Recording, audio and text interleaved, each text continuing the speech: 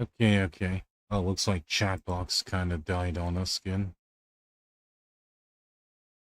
Okay. Oh, looks like chat box kind of died. Okay. Well, I'll try to work on that. Alright then, beginning our introduction now. Salutations, everyone! This is Terence here. Hope you're all having a nice day today. And of course, I am an idol in training, hoping to bring smiles, laughter, and joy to everyone around the world. It's nice to meet you all. And today, our guest here is none other than the beautiful and wholesome Dame Jeeena here. And we'll go ahead and unmute her when we begin the introductions. Alright, Jeeena, you're unmuted.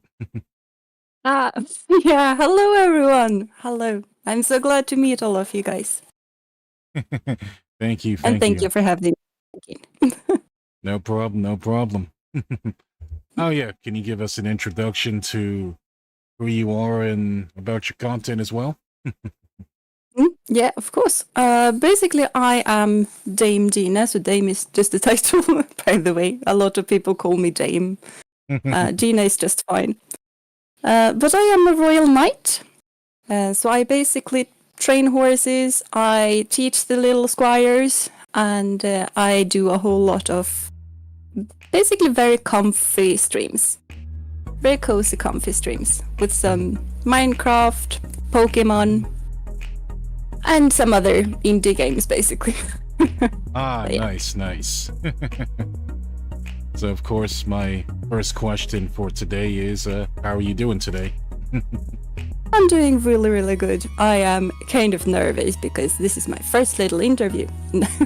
But yeah, I'm good. That's good. Yeah. Oh yeah, you mentioned Minecraft. How long have you been playing Minecraft? I want to say not long, but that is basically because I am an old little lady and I remember Minecraft being alpha. So I started playing in 1.7. We are now in 1.21, so I've been playing a few years, but I still feel like I'm a new player because I could have just jumped on track already 2011, but I didn't. I see. Yeah. Yep, of course, I personally can't really get into Minecraft myself, but I can see why a lot of people are like it, which is why I barely do a few Minecraft streams every now and then.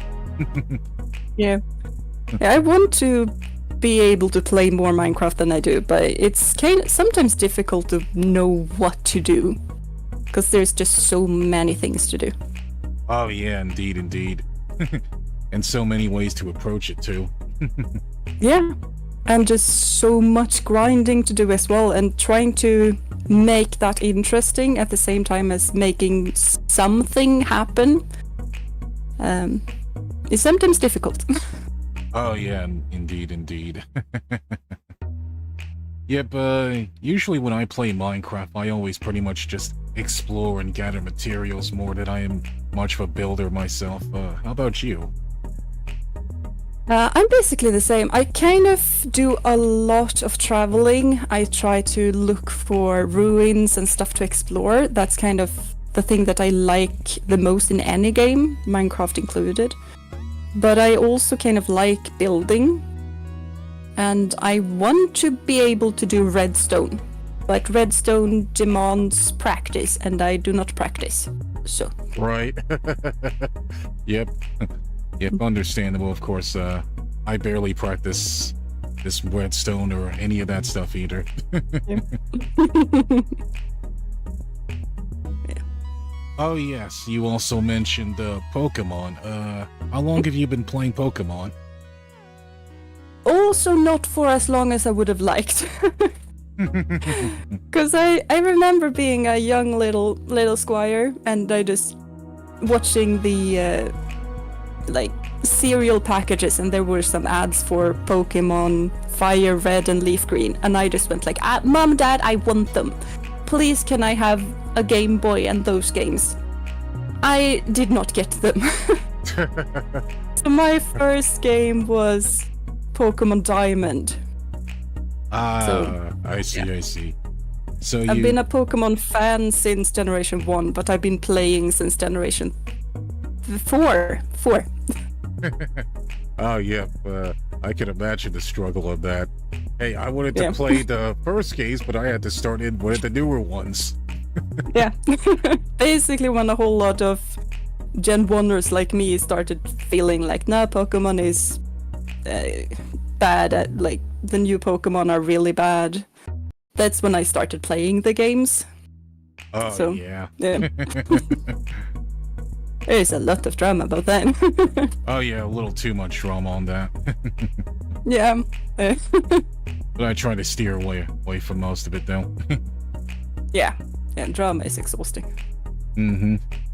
All right, on to our second question, even though you already answered it.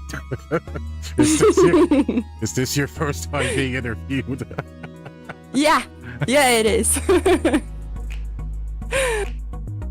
Yep. If we don't count my little squires just asking me a lot of questions, but that is not a lot of questions. Oh, yep, understandable, of course. Yeah. Yep, of course. I also technically never been interviewed myself either, so I just do the interviewing. So yeah. Well, fair. Oh yeah. Oh yep. On to our next question. What are your hobbies? Except streaming and gaming, then. Because those take up a whole lot of time. But otherwise, I really, really like horses. Horses are basically my big thing. Love them to bits.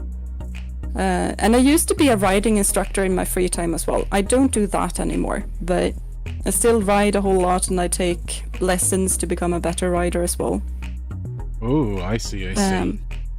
Yeah. Oh. Other than that, it's basically exercising. I want to start practicing music again, but I have a whole lot of hobbies I want to do, and I have very little time over in the day to do them. Oh, yep, that's how it is for me as well. Oh, you mentioned you were a horse instructor. How long was that going for? That's kind of a difficult question, because I was a riding instructor at a facility at a riding club for, I want to say 2 years. I think it was 2 years. But then I've also been working at riding camps, because our club had a lot of riding camps for people with disabilities. We had one camp for people who were both deaf and blind, which is so fascinating and so immensely motivating. Oh yeah, definitely. And I was sometimes an instructor there. I basically was a leader more than anything, but sometimes I was an instructor as well. And I was working there for 5 summers or something, maybe more. Ah, okay. Yeah. Oh, so you also mentioned you had disability people riding horses too. Yeah. Oh, how did that feel teaching them? Kind of amazing, and it's so interesting and fascinating to see someone who's had a stroke or something, so they are in a wheelchair, and then they just get onto a horse and you can't see anything. Some of them you need to hold them up for them to be able to ride, but some just, when they are on a horse, some of them are a better rider than I am. Wow.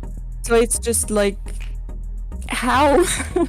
It's so, that's something that I find so fascinating with horses. Like, as soon as you're on their back or in their area, basically, you're just equal. Everyone is equal in front of a horse. No matter language or personality, maybe not personality, but language and disability or not, you're just the same, and it's so fascinating. Oh, yeah, that's very inspiring, actually. Also would be kind of terrifying as well. Maybe so. But basically, some of them... because we also took in some kids from other countries, so they kind of couldn't speak Swedish as well as others. But what they said was basically that the horse listens to my heart's words, so they can still understand me. Ah, I see. And that's basically how it is. I see. That kind of sounds like something from an anime. Yeah, kind of. Kind of does. Yep, the horse can sense your heart. It's like the horse. It's like the horse's friend. Like the horse is probably watches a lot of fairy tale or something. You gotta put the heart in your deck or whatever you go thing. I don't know. It was a long time ago since I watched that one. Oh, yep. Heart in the cards, I think it was, but I watched it in Swedish, so, you know. Oh, yep. The heart. Yep, instead of the heart of the cards, it's like the heart of the horse. Yeah. Alright, then. Of course, as for my hobbies, like you, I also play lots of games and watch anime, and I also work at a fast food restaurant as well. Oh, that's cool. And then... Kind of impressive. Yep, thank you. And of course, I also watch some stuff on Hulu, Crunchyroll, and Netflix as well. So... And that's one of the things that I don't have time for. Oh, yep. And there's also a whole bunch of other hobbies I do want to take up, but of course I don't have the time as well. Yeah. Like another hobby that I do kind of want to pick up again, which I still have, is my keyboard. It's in my room. Yep, I get a keyboard in my room, an electric one. Oh, I see. Which, we did do like a keyboard practice stream on there. And we actually... That's good. And we managed to play a few songs on there. Well, not really a few, just one. It was Zelda's Lullaby from The Legend of Zelda. Well, that is a very good song, though. So, yeah, valid, very valid. Yips. Thank you. Yep. How about you? That's kind of the difficult bit about music is you really need to practice a lot, and finding the time to practice regularly is sometimes difficult. Yes, indeed. How about you, Jeeena? Have you played any instruments before? Yeah. Because where I live, it's kind of common, at least when I was young, to go to a musical school. So I went to school for guitar for I don't know how many years, a few. I'm not that good though. I can play some chords, that's basically it. And I also went to singing lessons for 3 years, I think. I see. Yips. That's good. Oh, so you've also been singing for a while, huh? Yeah, I when I'm happy I sing, basically. That's good. Yeah. Yep, speaking of singing, I did take choir classes when I was really little as well. Oh, that's cool. And also singing choir is really good for, I think it's endorphins or something that really kicks your happiness levels up. There's some research about that, I think. Oh, yep. Yeah. I used to sing in a choir as well. It kind of was a while ago, though. Ooh, okay. Oh, yep. What songs did they make you sing? In choir? Yep. in choir? That was basically a whole lot of church songs, more or less. Some others as well. We sang Les Miserables once or twice. But it was a church choir, so it was a lot of church-y or songs randomly, basically. I see. That's good. We pretty much always sung like really little kids kind of songs that you used to hear, like row, row, row your boat and London Bridge and stuff when I was in choir. Yeah. You're just really Those were probably the first ones that I got taught on guitar, just row, row, row your boat. Because it's only like 2 chords or something. I see. I think we did that song as well when I was younger, and you kind of... part of the choir starts the song at one time, and then a second part of the choir starts another time. Right. In a weird, chaotic way. Oh, yep, that sounds like it would be very chaotic. Yeah. Yep, it would be more chaotic. Imagine a freaking death metal version of Row, row, row Your Boat. Yeah, that would be very chaotic. Oh. Yep, how many of you guys would listen to that, chat? Would you guys listen to a death metal version of Row, row, row Your Boat? Oh, I don't know if I would listen to that. Yeah, well, maybe would it be fun though? Yeah, it would be fun. Oh, Correct Galaxy says he would. Yeah.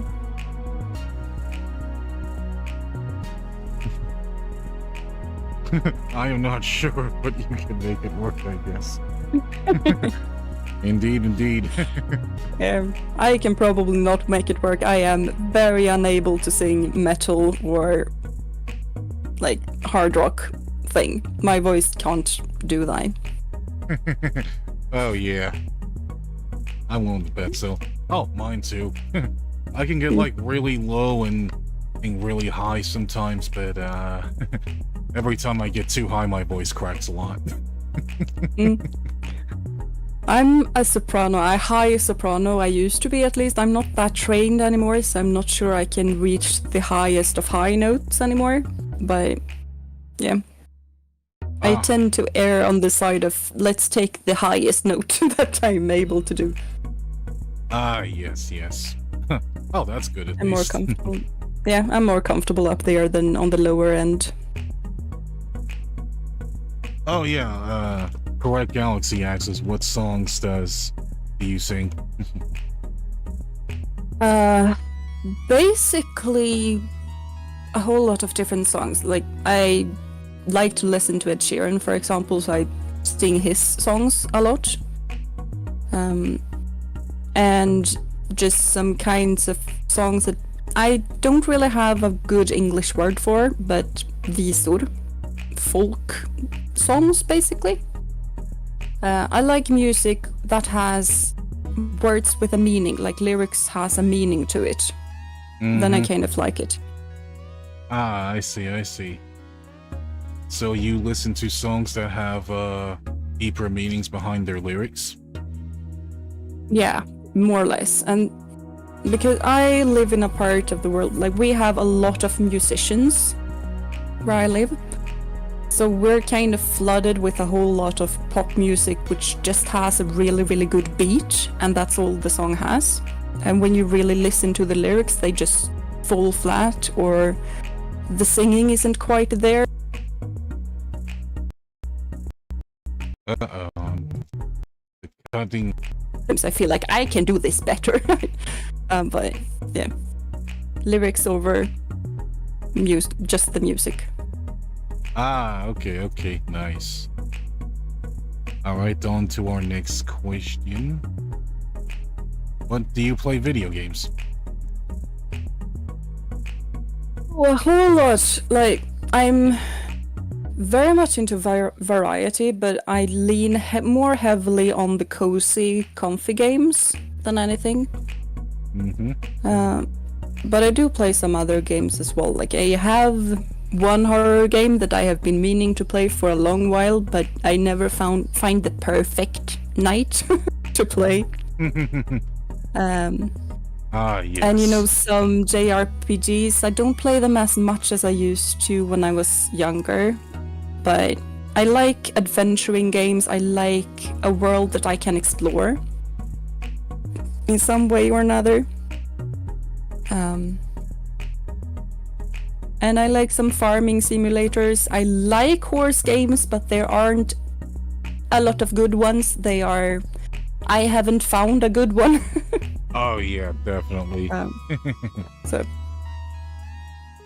I know, since I also know so much about horses, I'm so overly criticizing of horse games as well. So it's just I don't play them anymore. Yep, understandable.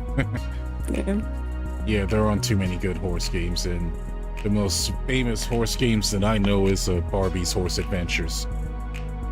There are more famous than that one. I think the biggest ones right now is Star Stable Online. That has been big for ages. Don't play that one, people, for several reasons. Ooh. Other than that, I don't really know what's big right now. But yeah. Yep. And yes, that is a scar, correct, Galaxy? Yeah, it is. Yeps. Oh yeah, you mentioned Star Stable Online. What's that one like? It's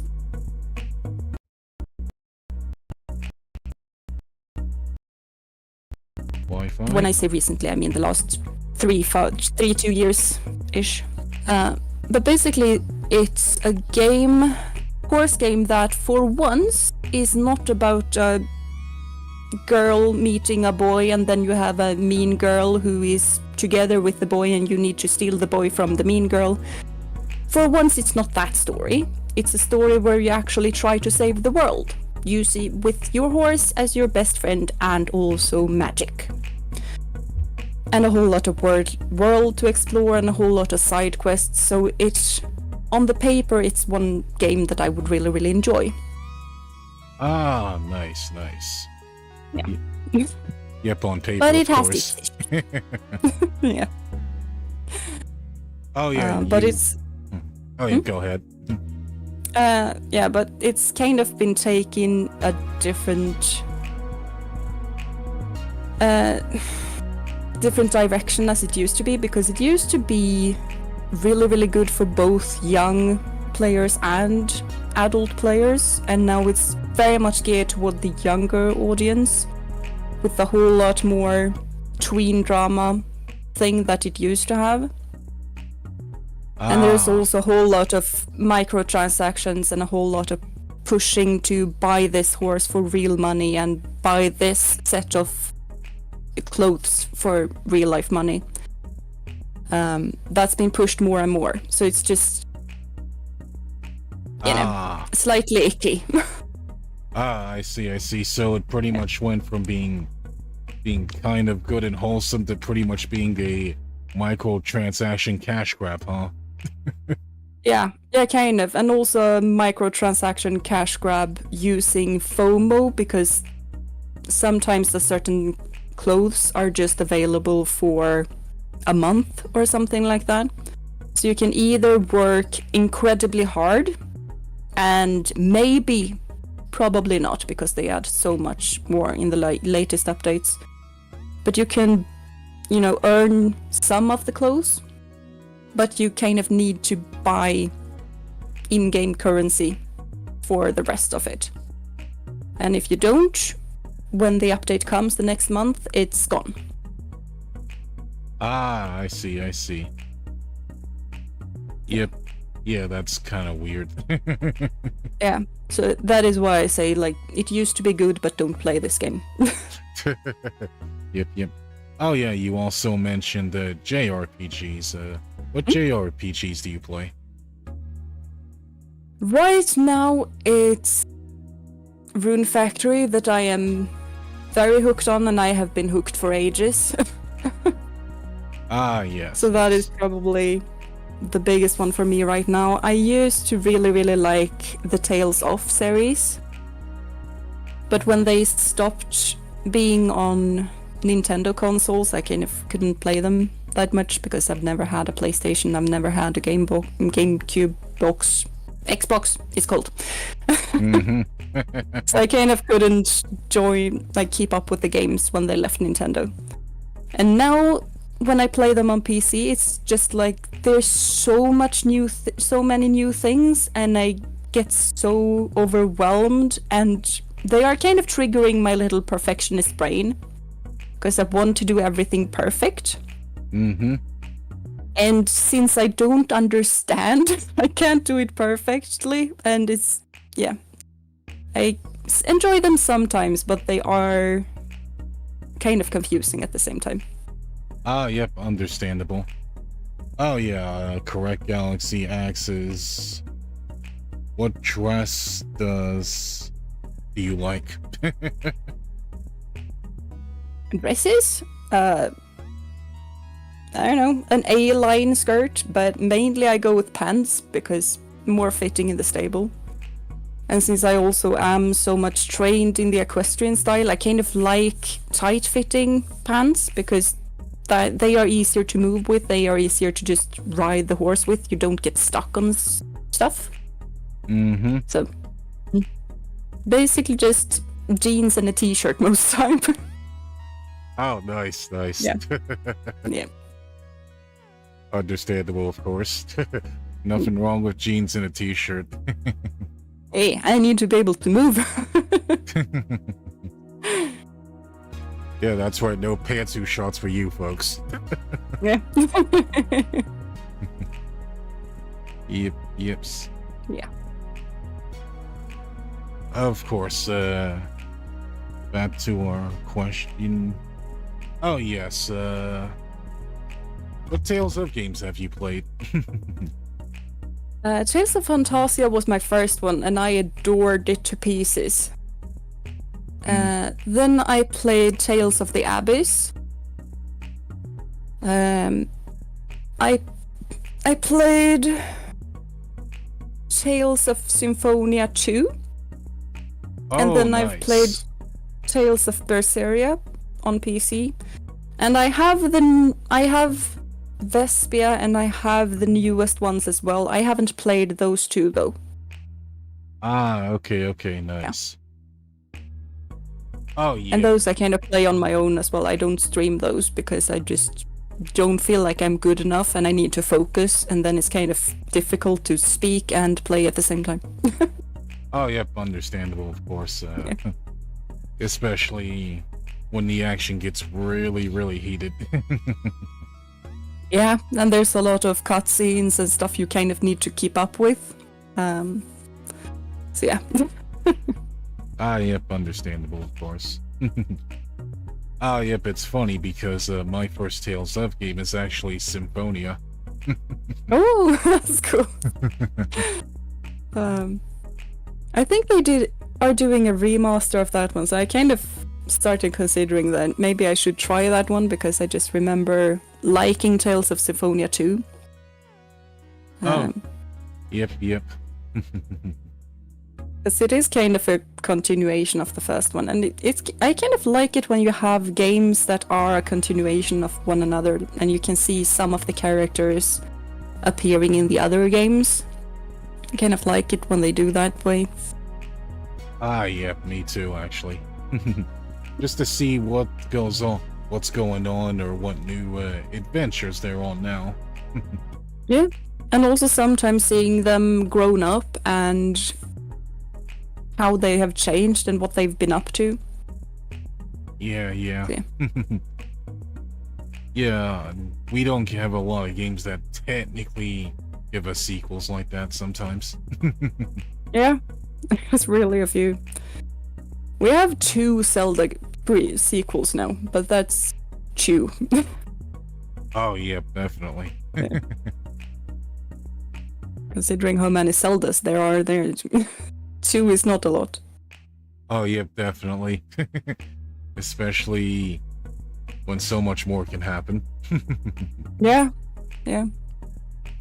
Oh, yep, and then my second Tales of game. I want to say it was 2, but it's actually Tales of Abyss 2. Which, the only thing I didn't really like about Tales of Abyss is the main character. Yeah, he was he was something. Oh, yep. It was hard for me to like it, but we ended up skipping that and went to Tales of Symphonia 2. Yeah. Which I think I like that one more. Oh yeah, definitely. It had a slightly more interesting story. Yeah, I don't remember the story, but probably. Oh, yep. Oh, yep. And then after that, we also kind of skipped out on some of the other ones, like but we know about Tales Legendia, which that one was like in 3D/2D kind of thing. I never really got a chance to play that one. I don't think I've ever heard about that one. Oh, yep. Oh, that one has a very weird story as well. So I couldn't really comment on that one. I see. And then, I think after that, I kind of got into the Tales of game with the PS3 games like Tales of Exilia 1 and 2. Oh, yeah. Yeah, there were some PS3 sequels. There was a PS3 game called Tales of Exilia, I believe. And Tales of X something. Yep, Exilia. Yep. That is the one that I have and haven't played. Ah. There we go, folks. Yeah. It was cheap on Steam. Yep. Yep, and I'd say since then I kind of played the one on PS4. What was it called? Tales of Zestria? That one I definitely have that one. It was also very cheap on Steam. It was yeah. a sale. Of course. Then I think that game also had a prequel called Tales of Berseria. That one. Yeah, that is the one that I have actually played. I kind of meant to play the prequel first and then hop on to the sequel, even though the sequel came out first. Oh, yeah. But I haven't gotten to it. Nice.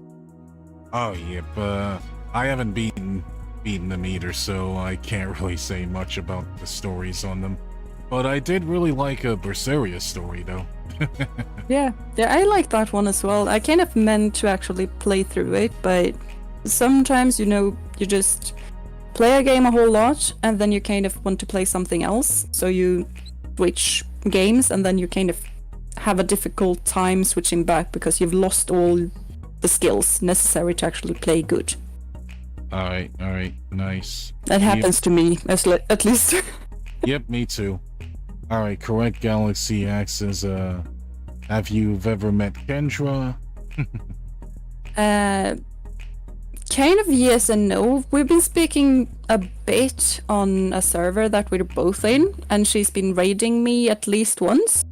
But we haven't collabed or actually had a chat, like a talk, in that way.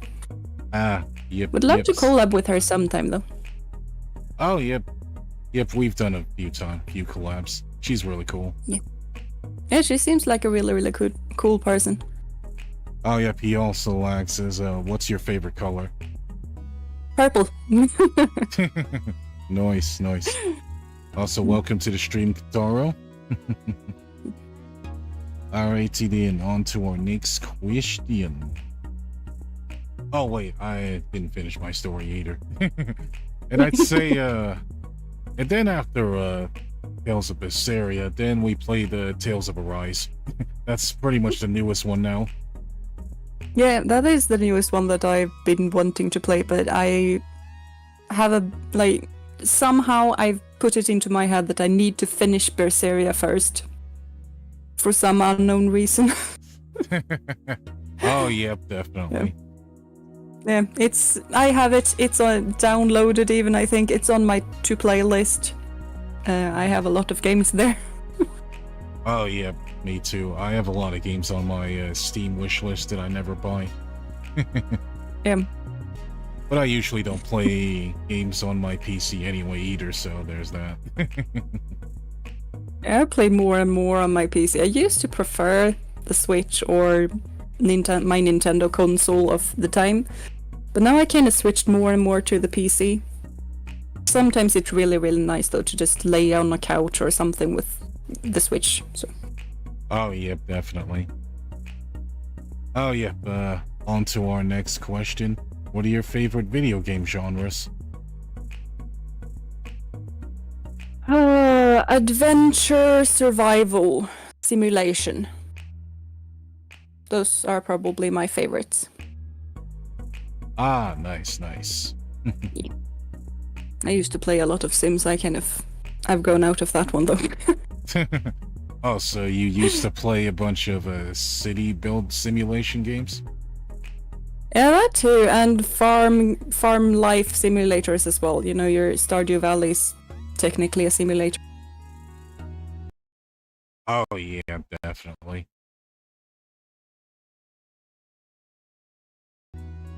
So those technically count into that one as well in some weird way. But then you have your city builders and your just Sims 1, 2, 3, 4. Because I'm old. Of course. Yep, of course, city builders I couldn't really get into. There's too much to memorize. Yeah, there's a lot. I've mainly played SimCity though. I haven't branched out into a whole lot of other city builders. Oh, yep, same here actually. I'd say I played SimCity on my really old PC. Back when we had it. Yeah, I remember my friend having SimCity 2000 or something like that, and I was just like, that was a funny thing that I really enjoyed doing. Like, I enjoyed watching her play, and I was commentating her playing like a football commentator, basically. I don't know if that was like the prequel to actually do streams myself, but I like doing it. I see. Nice. Of course, as for myself, I play a lot of action games, a lot of action RPGs, platformers as well. Those are cool. Yep. And then occasionally I also play simulations and survival games too. What are your favorite platformers? Favorite platformers pretty much would have to be anything Mario / Metroid, as well as Castlevania and Mega Man. Have you ever tried the Banjo-Kazooie games? Oh yeah, 3D platformers. Oh yeah, I tried the Banjo-Kazooie games when I was a little kid. Yeah, because I remember those. I really, really liked them. And I also remember one of my friends had Banjo-Kazooie. I only had Banjo-Tooie, so we kind of switched games. And she was also stuck on one area, so she wanted me to play through the game and then give it back to her so that she could continue after the kind of part that she was stuck at. I see. Oh, yep, I've never beaten Banjo-Kazooie myself, but I have seen a lot of other people beating it. And I'd say one part in the game that kind of stuck out to me the most would have to be the metal shark that you see. I don't know if I remember the metal shark. I remember a whole lot of witches. Oh, yeah. Yeah. Yep.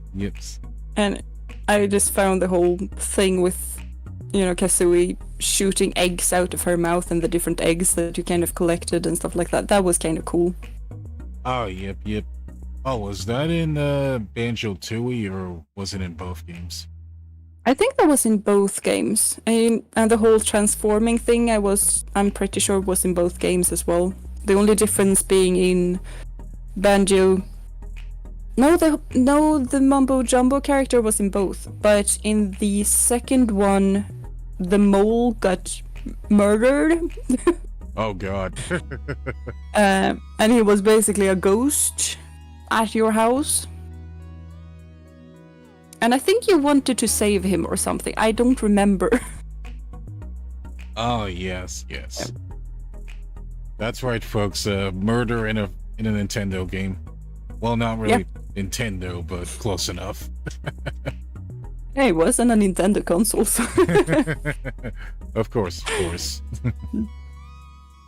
Although now that we brought that up, have you heard of Conker's Bad Fur Day? I don't think I have. Oh. I don't think so.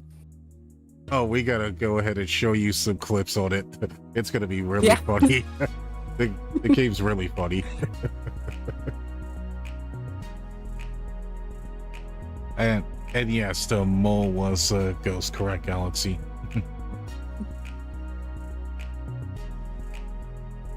Alright, moving on to our next question. Who's your favorite video game character? That is a very good question.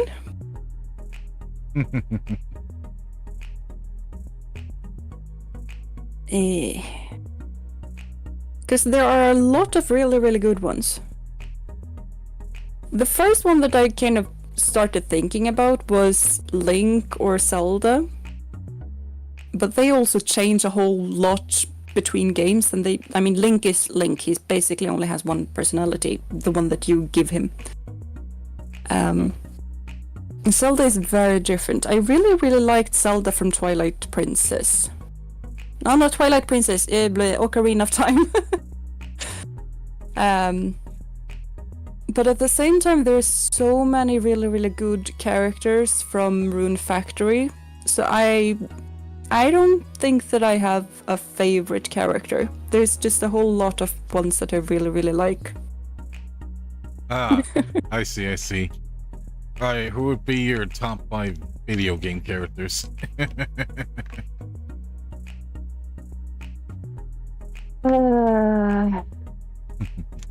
Is it like personality or just whole package or just looks?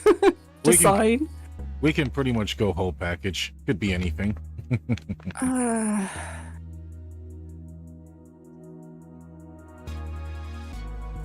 I think Link will have to be in the top 5 at least. Zelda as well. Alright. Then we go into Rune Factory, and I have to pick out Gaius from Rune Factory 3 because little 14-year-old me had a big crush on that man. Nice. Yeah. And then I kind of dug from Rune Factory 4. And probably also Forte from Rune Factory 4.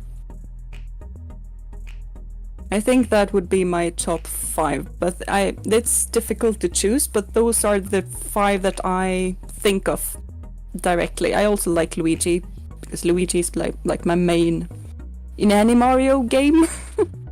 Yep. Yeah. That's good. Unless I can choose Rose Gold Peach, because then I play Rose Gold Peach. Nice. Oh yeah, correct, Galaxy Axis. Have you seen Super Mario Wonder? I've seen the ads for it, and I know about it. I'm not really sure if I want to play it or not, though. Because it just looks a bit weird, and it looks... like I'm slightly scared that it will be closer to the Mario 3D World gameplay, and that's not as fun to me as Odyssey was. So I know about it, but I'm not sure that I have the time to actually play it. Understandable, of course. Yeah, because I also have the new Zelda that I haven't played yet, so... Oh, yep, it's gonna be a while before you get to Tears of the Kingdom, huh? Yeah, I'm kind of... Okay, I meant to play it this summer, but I had a whole lot of other things to do that really ate up my time. And I need to wait until that whole thing is settled down so I can watch that instead. Like, I can play that one. I see. Nice. Oh, yes, as for my top 5 video game characters, I'd say 5 would be, well, generic answers, but 5 would be Mega Man from any one of the Mega Man games. 4 would be Samus Aran / Aaron from the Metroid games. 3 would have to be Mario. 2 would be Luigi, of course, and 1 would be Link. Yeah. Understandable, very understandable. Yep. And also awesome that you placed Luigi in front of Mario because he's kind of cooler. Oh, yeah. You gotta love the little brother sometimes. Yeah.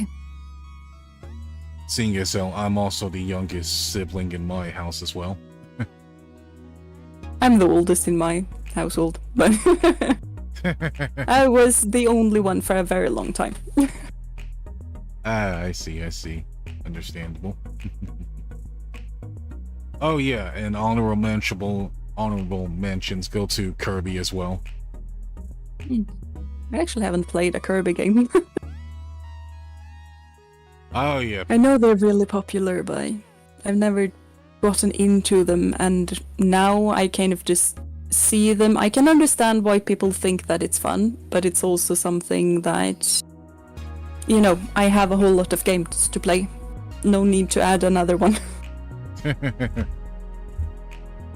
In that case, I recommend starting with Kirby Star Allies and Kirby in the Forgotten Land. Is he? I've heard that Forgotten Land is really, really good. Oh, yep, it's really, really good. I streamed it a good couple times, as well as beating the post-game and the regular game. I see. So if I ever need to just see what it's like, I can watch your VODs. Good to know. Yep, no problem. Oh, yep, on to our next question. What anime do you watch? Not a lot. And I kind of want to watch more anime than I do. Because is this like a question of what do I watch at the moment? And not what have I watched in total? Yep. Understandable, of course. Yeah. But right now I basically watch Demon Slayer. But I am watching on Netflix, so I kind of have to wait a whole lot. I want to watch Spy X Family as well. I've watched a few episodes and it seems really, really fun. Oh, yep, Spy Family and Demon Slayer are good ones. Yeah. Oh, yep, any other choices? Like that I have watched, I really, really like Kaiju wa Maid-sama. That's like my rom-com of choice. Other than that, I really, really liked Full Metal Alchemist, but that aired in a time period where I basically read more manga than I watched anime. I see. So I didn't watch a whole lot back then. Oh, yeah, Full Metal Alchemist. Was it the original Full Metal Alchemist or Brotherhood? I have watched the original one, but I also read the manga. And I sometimes have watched Brotherhood as well, but I haven't really finished Brotherhood because, you know, I read the manga, so I kind of finished it that way instead. Ah, I see. Oh, you also mentioned the other anime. What's that one like? Keijo wa Maid-sama. Uh-huh. That is basically a high school president who's a girl. She works at a maid cafe and tries to hide it because at school she's basically like a demon president, because it used to be an only boys school. Mm-hmm. So they are really stereotypically boyish, with filth completely everywhere and harassing the girls that go to that school and stuff like that. So she's really, really protective over girls and really, really hate the boys. And then she goes to her job, part-time job as a maid, and instead has to be the complete opposite. And some people from school kind of see her do that, and they become really, really fascinated about her, that change in her personality, and they kind of become her fans, some of them. Ah, okay. So it's kind of, yeah, it's a rom-com, more on the comedy side than the romantic one, but it has a romantic story as well. Ah, I see. Oh, do they have a lot of moe cunes in there too? And probably. Ah, I see. Good. Ah, that sounds interesting. I'll have to look into it. Yeah, you should. It's a really, really good one. It's Oh, a yeah. short but a good one. Okay. Yep, you can probably type the name of it in the Discord for me so I can look into it. I can do that. Yep. Alright, on to our next anime question. Oh, it looks like I may have skipped over a video game one. Actually, how did you get into video games? Oh, that was my grandma. I think it was Christmas, but it could have been my birthday because both are in December, so sometimes I mix them up. But she got me a Nintendo 64 with Mario Kart and Super Mario 64. And then I was hooked on the Nintendo consoles. I was very brave though. As like a 9-year-old, I think. So as I played through everything except the Bowser fights because I was terribly scared of Bowser. So I had my dad fight Bowser for me while I hid in the kitchen. Nice. I am terribly brave. And then, of course, like I had 2 older cousins, and when I went to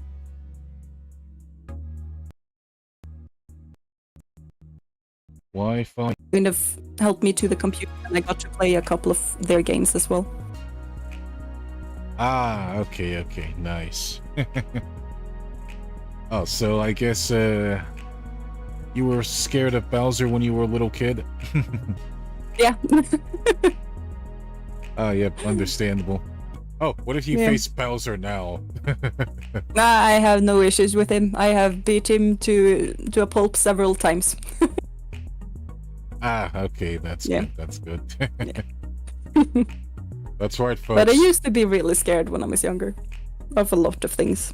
Like, I loved Scooby-Doo show, but I had to watch Scooby-Doo alone in a cellar because that's where, like, my granddad's TV was. So I used to run upstairs when Scooby-Doo started, and I was like, can someone come down and watch Scooby-Doo with me? And then my grandpa used to come down and watch Scooby-Doo with me. Ah, I see. Oh, that's cute. I was very brave. Of course. Yeah. Of course, as for how I got into video games, it was my dad and my older brothers. Yeah.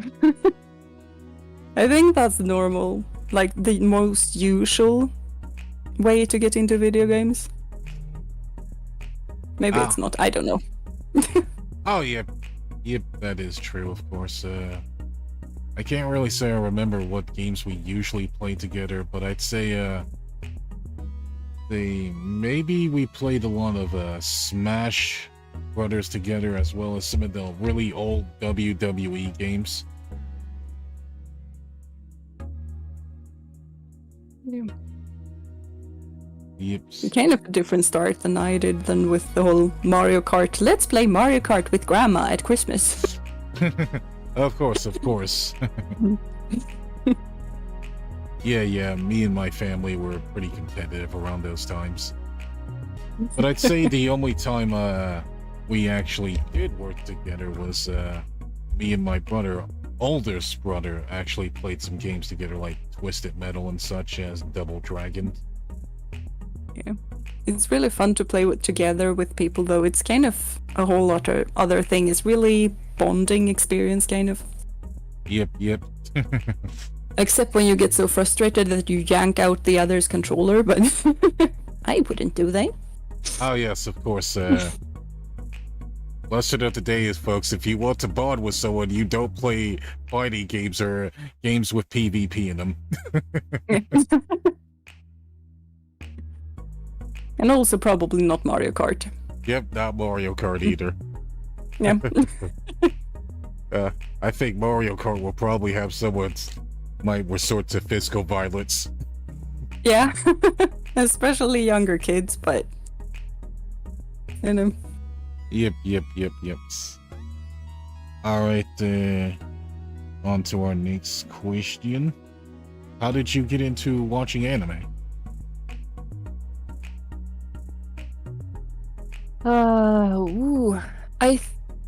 Well, technically it was probably Pokemon and Sailor Moon when I was really young, and they kind of aired on kids shows.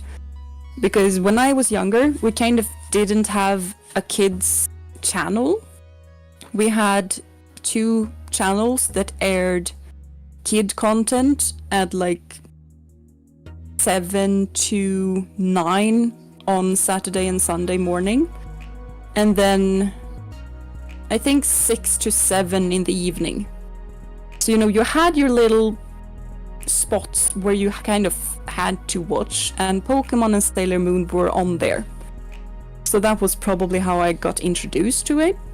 And then when I was a teenager, I kind of found we gotten cable by then, so we had more channels. And then I found Naruto and Blue Lagoon on one of the channels there. Ooh. And also the mecha one in space. I don't remember what it's called. It's also really, really famous, but I don't remember what it's called. Oh, Gundams? Yeah, I think it was that one. I think it was. I don't remember. Well, I do know they show a lot of Gundam on Toonami, so I know Gundam was pretty famous in America as well. Yeah.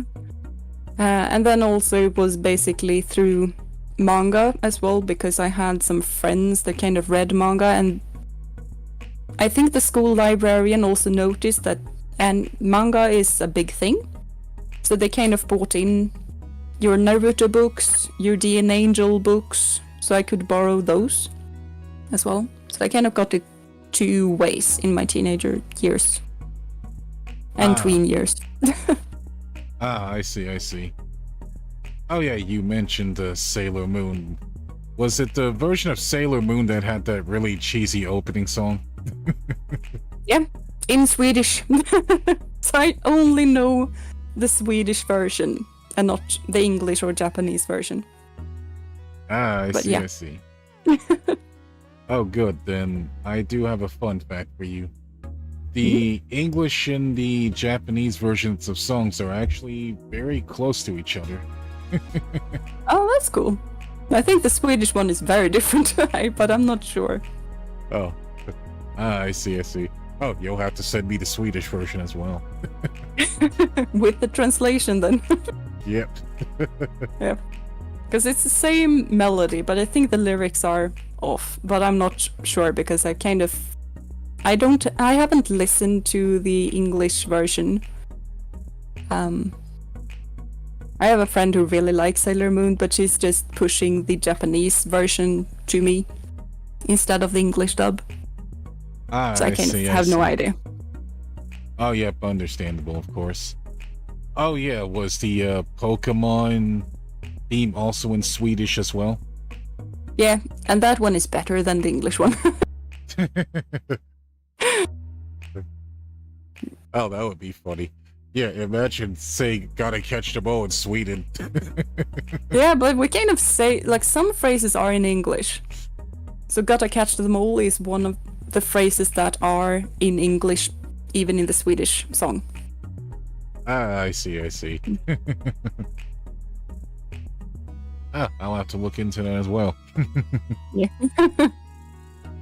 Yeah, you should. I at least find the Swedish version better, but it's also the one that I'm more used to, so. Yep, understandable. Alright, then on to our next anime question. What animes, genres, and series do you... Well, what's your favorite anime genres? I think my favorite anime genre is the rom-com. Probably. That's kind of where I've watched the most. I do like some more, I really like Full Metal Alchemist, I like Black Butler as well, and they are not rom-coms in that sense. But, yeah. Ah, I see. Oh yeah, you mentioned rom-coms. Is that short for a romantic comedy? Yeah. Yeah, it is. Okay. Ah, yep, I don't watch too many of them, but I think the one that I did watch was Fruits Baskets. Oh yeah, I watched that one too. I liked it. And I kind of try to find, the year that you were born in. Mm-hmm. To sort of see that character, like how similar is that character?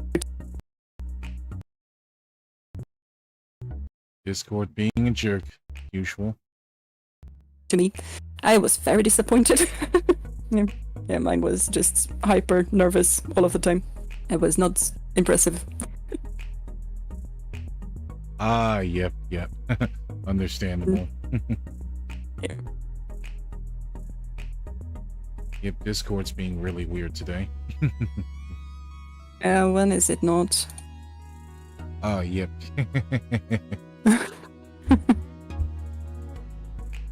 Alrighty then. As for myself, I watch a lot of action, adventure, fantasy, and sci-fi animes. As well as the typical shonen ones. Yeah, I kind of like fantasy as well, but yeah. Because I like fantasy in books. Fantasy is like my genre of choice in general. Ah, yes. Understandable. Oh yeah, what do you think of isekais? Oh, I kind of like them all, like when they are done in... Because I basically don't like harem animes. Sometimes the reverse harem is kind of fascinating and interesting. But I like isekais when they are not going like full on harem mode. Oh, yep, same here, actually.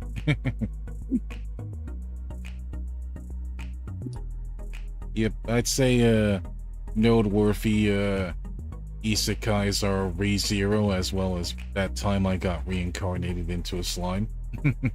Yeah, I think I've seen the last one that you mentioned. I've seen a couple of episodes or something. I haven't really gotten into it, though, because I kind of feel like you have to watch 3 episodes at least to know what the anime is like. Oh, yeah, true. Oh, yeah, and I'd say another good one, which is Long Horizon as well. I don't think I've heard of that one, though, but yeah, I'll take your word for it. Oh, yep. Yeah, I think you'll like it. It's definitely not harem-ish, that's for sure. Cool. You have to write down what they're called in Discord later. Oh, yep, of course, of course. Yeah. Oh, yep, on to our other question.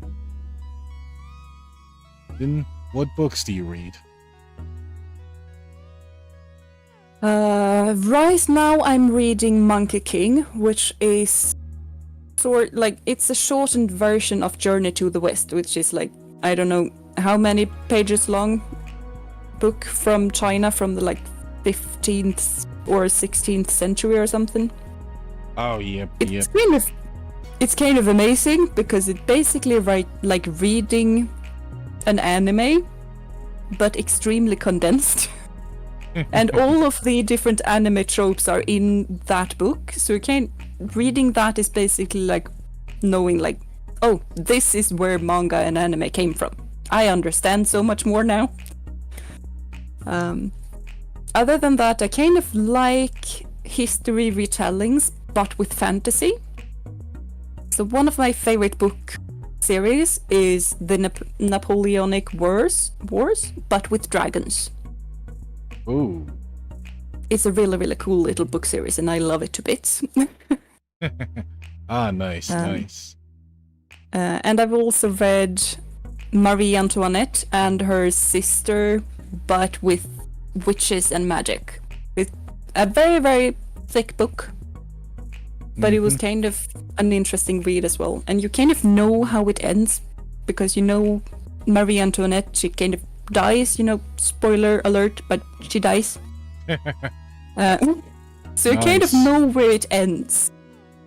But it's so fascinating to see the journey and the sister relationship and how that changes.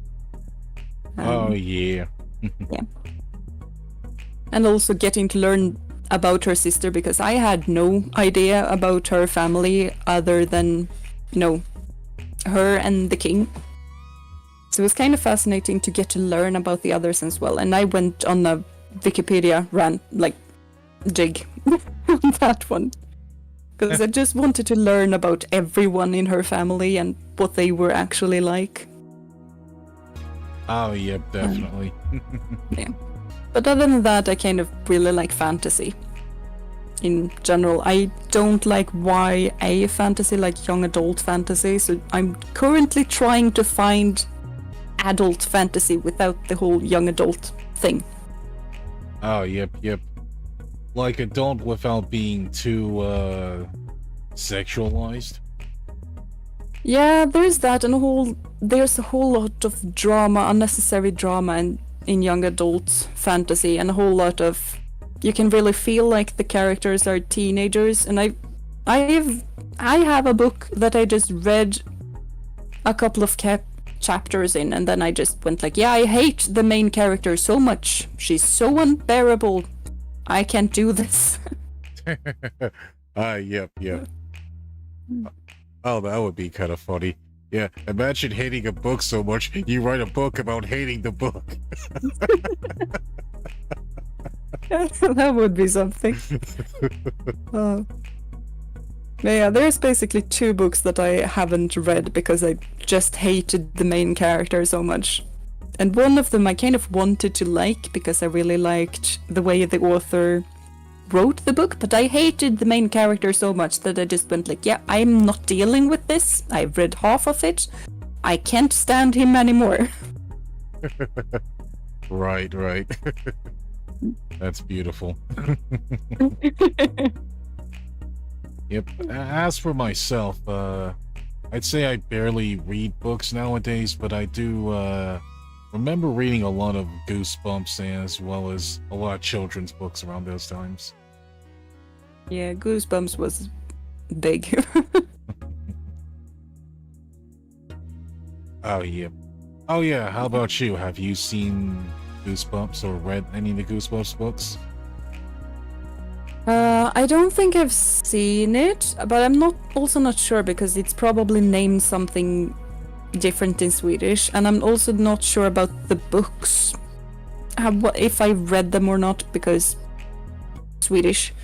But I have read a lot of ghost story books when I was in like middle school.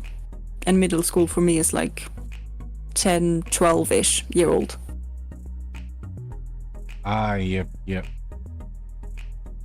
Understandable. Oh, Correct Galaxy asks, what kind do you drink? Water or tea? Right now, I've been drinking some green tea. Normally, when I stream, though, I drink an herbal.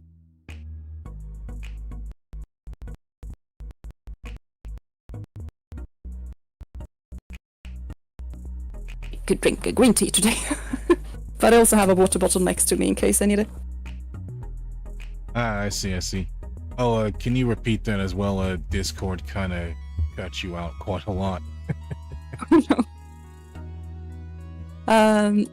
But yeah, basically today I drink green tea. But I normally during stream drink an herbal tea. It's hibiscus leaf flower tea, so it's blood red. It's kind of cool. I see. But I also have a water bottle next to me in case I need something to, help the vocal cords with a bit, because green tea and black tea is not really good for the vocal cords. I see. Oh, yep, understandable. Oh, yeah, I usually pretty much drink water. It's probably...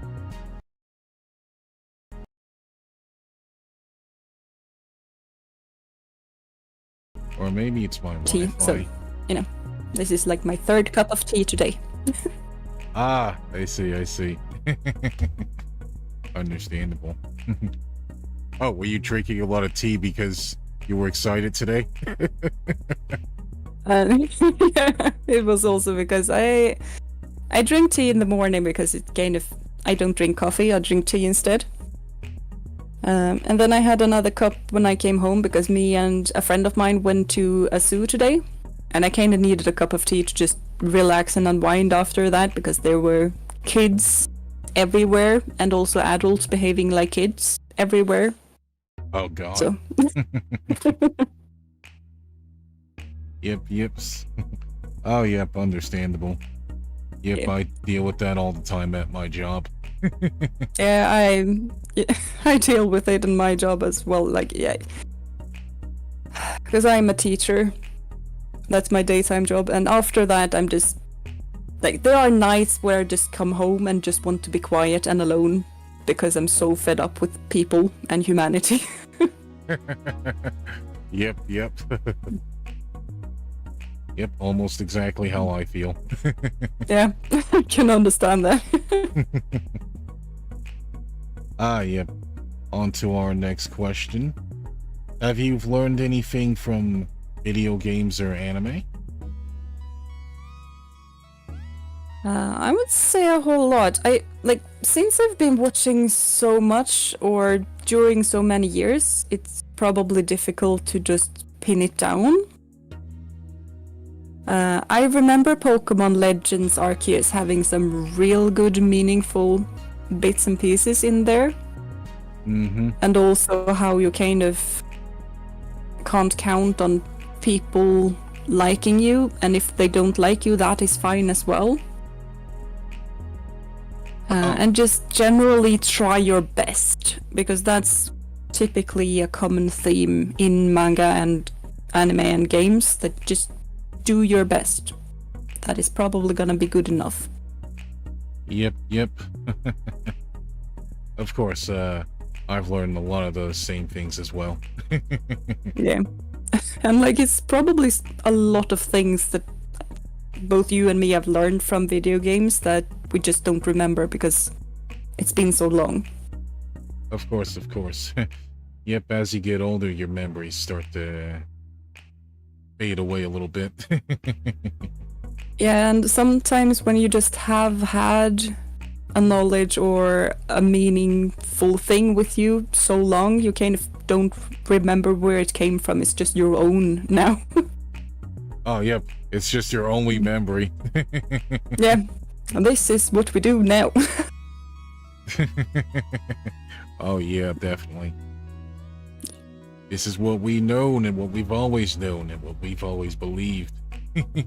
Of course, no one else came up with this. This is from me. Right. Of course, of course. Yeah. Oh, yep. As for other things I may have learned, I'd say I've also learned that in JRPGs, it's never good to take easy way out on any things because you never learn anything. Yeah. And always explore everything. Yep, and explore everything. Yeah. Because there's always some hidden gem hidden beside a corner or narrow pathway or something. Oh, yep, yep. Indeed, indeed. Just always check every little thing in nook and cranny to find some secret item. Yes.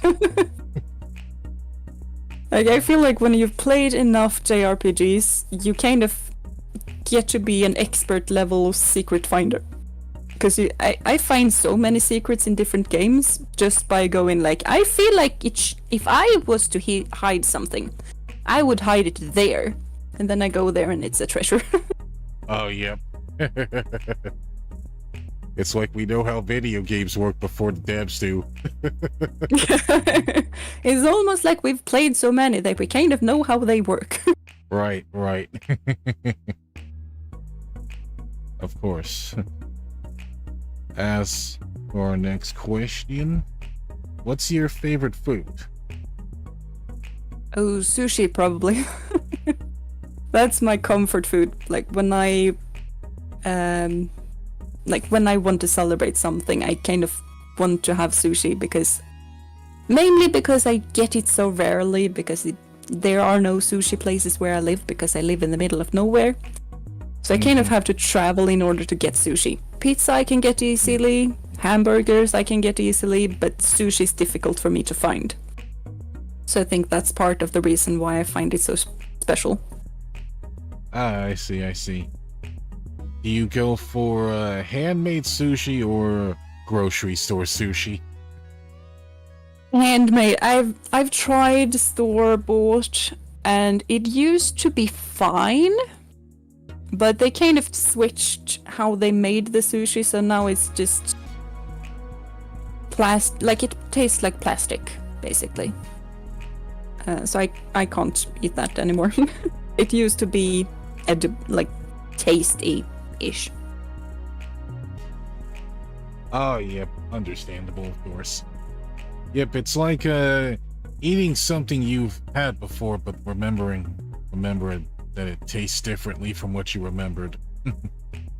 Yeah. And also when you've kind of my first experience of sushi was at a student shop, basically, really, really close to university. So it was like cheap-ish sushi, kind of cheap, but it was also handmade. Ah, I see. Oh, yeah, cheap handmade sushi. That sounds pretty good too. Yeah, it was pretty good, and especially you got free miso soup, which was amazing on cold days, and also the seaweed salad. I love that seaweed salad. Absolutely adore it. Would buy only that if I could in grocery stores, but I can't. I haven't found it, at least. Ah, I see. So is it really hard to find, or is it barely made? I think it's probably not that hard to find if you go to specialty stores, but since I live in the middle of nowhere, there are no specialty stores, like, unless I go 100 miles, like, or 100 kilometers, so, you know. Ah, I see. Understandable. Oh, yep, of course, as for my favorite foods, I'd say the typical Americans, hamburgers, hot dogs, and pizzas and stuff. Yeah. It's tasty food, though. Yep, very tasty. And occasionally we do have some pastas like like chicken Alfredo. I say we, but I pretty much like that one the most. My mom is more of a spaghetti person. Very valid as well. Yep. If I have to pick like my second favorite after sushi, it's probably the summer classic in Sweden, and it's fresh potatoes that you have boiled with dill, and then pickled herring. Oh, what's pickled herring? It's herring that you kind of pickle in... you pickle it. And you have different tastes in it. I like one with a white sauce with some fish eggs in it. And dill, again. Because it's Swedish, we have a lot of dill. Okay. But yeah, it's basically raw pickled fish. With flavor. Okay. Oh, that sounds... So I don't eat the rotten raw fish. So... that's good. Yeah. Because we have rotten pickled fish as well. Oh, who eats rotten fish? That's pretty bad. Yeah. Swedes and Norwegians. Right. Icelandic people do as well. They eat rotten, poisonous shark, if I remember correctly. So we're kind of crazy, you know, Vikings. I see. Hopefully I won't have to do that in Valheim. Who knows? I do recommend the pickled herring, though. It's kind of less like sushi, but pickled. Okay. Nice. Oh, yep. As for other American foods or not so American foods, I do eat some lasagna occasionally as well. Also very valid. Very good. Yep. And then we also tried out some Asian food as well. We finally tried out tonkatsu ramen. Huh? Which is really good, actually. It's pretty much like your typical ramen bowls, but you actually have some pork inside with some eggs and some other garnishes too. See, I haven't had that much ramen because once again we don't have a lot of Japanese stores. I see. But I kind of wanted to try. Nice. Yep. Yep. And I think that's probably about it on most of the Asian food we tried out. Apart from pad thai, which is pretty much fried noodles. Well, stir-fried noodles with shrimp. Yeah, I love that. I kind of tried doing it myself this summer. It worked fine-ish. It's not that similar, but it was similar enough. I see. Nice. Oh yeah, speaking of food, do you cook a lot, Jeeena? Not a whole lot, but I kind of want to try out more cooking. But right now I don't really have a good way of doing it. But soon-ish, we'll have a better kitchen to actually cook more. Yep. Oh, okay. That's nice. Do you cook a lot then? Yep. Most of the things I usually cook are stuff that's been pre-made or frozen. I don't do a whole lot of handmade cooking because handmade cooking takes a lot of freaking time. Yeah, it kind of does. But yeah. Yeah, I'd basically do the same thing right now, but I kind of want to get more into cooking because it's easier to especially get the good greens and good carbs in. That way. And it's also cheaper. And prices right now are just skyrocketing. Oh, yep, definitely. Damn you, inflation! Yeah. Oh, yep, Correct Galaxy asks, what's your favorite fruit? Plums, probably. But a lot of stone fruit I really, really like. Like plums, cherries. Are probably my favorite stone fruit. I'm not that fussed about apricots and stuff like that, but those two I really, really like. I like apples. They are kind of a classic, so I'm probably too used to apples because they are just everywhere, and then you have to pick if you want the sweet, sour, crispy, soft, mushy, green, red, mix, pink. So many different choices. Yep, So applesauce. So finding a favorite apple, because that's kind of what you have to do with apples. Find a favorite apple. I've kind of struggled doing that because my tastes kind of changed throughout the years. I used to have a favorite one, and I have right now just noticed that it's not my favorite apple anymore. Oh, yep, understandable. Yeah. And I also really, really like avocado. Really like. No, not avocado. Mango. Oh, yes, mangoes. Yeah. But Sweden, mango. I would love to try a proper, mango, locally grown mango, because locally grown is almost always tastier. But Arctic Circle. So yeah, struggles with an Arctic Circle. I can have locally grown pears, plums, cherries, not mangoes. Ah, nice. For me, I enjoy apples, oranges, and pineapples. Yeah. Yeah, I like a lot of fruit. But yeah, I like a lot of plants in general. Yep. Yeah. My house would look like a greenhouse if I was able to do that. And allowed to do that. Yep, like an edible greenhouse with every fruit tree in the house. Yeah.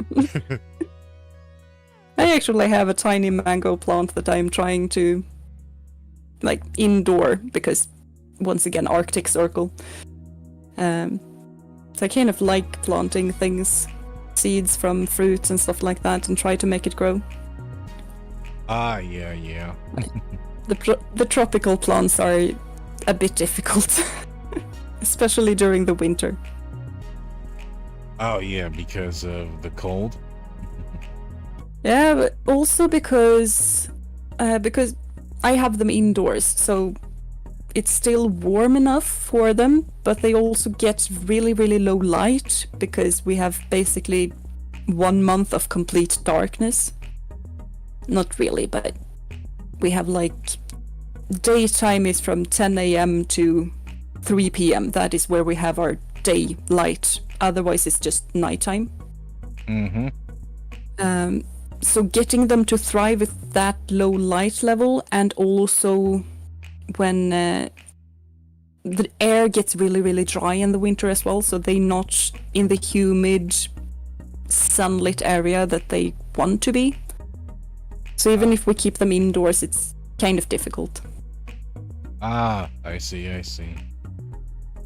Yep, sounds like a lot of work and a lot of condition balancing. Yeah.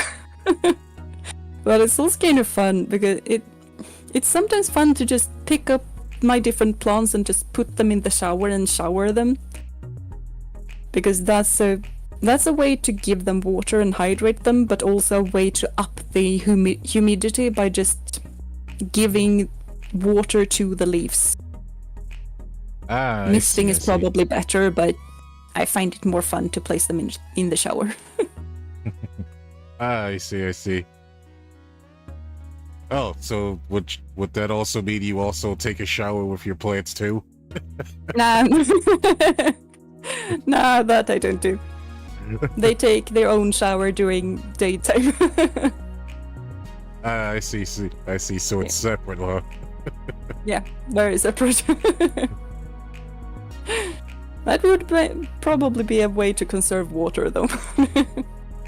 Of course. Yeah, imagine taking a shower with your plants, folks. You pretty much have a bar of soap in one hand and then a plant in your other hand trying to water it. That would be amazing. Yeah, would be kind of difficult, especially if you have a lot of plants. Oh, yep. And hello, Jaquirus. Welcome to the stream. We're just doing an interview. Oh, yep. On to our next question. Got some Vtuber stuff here. Of course. Who or what was your biggest inspiration for being a Vtuber?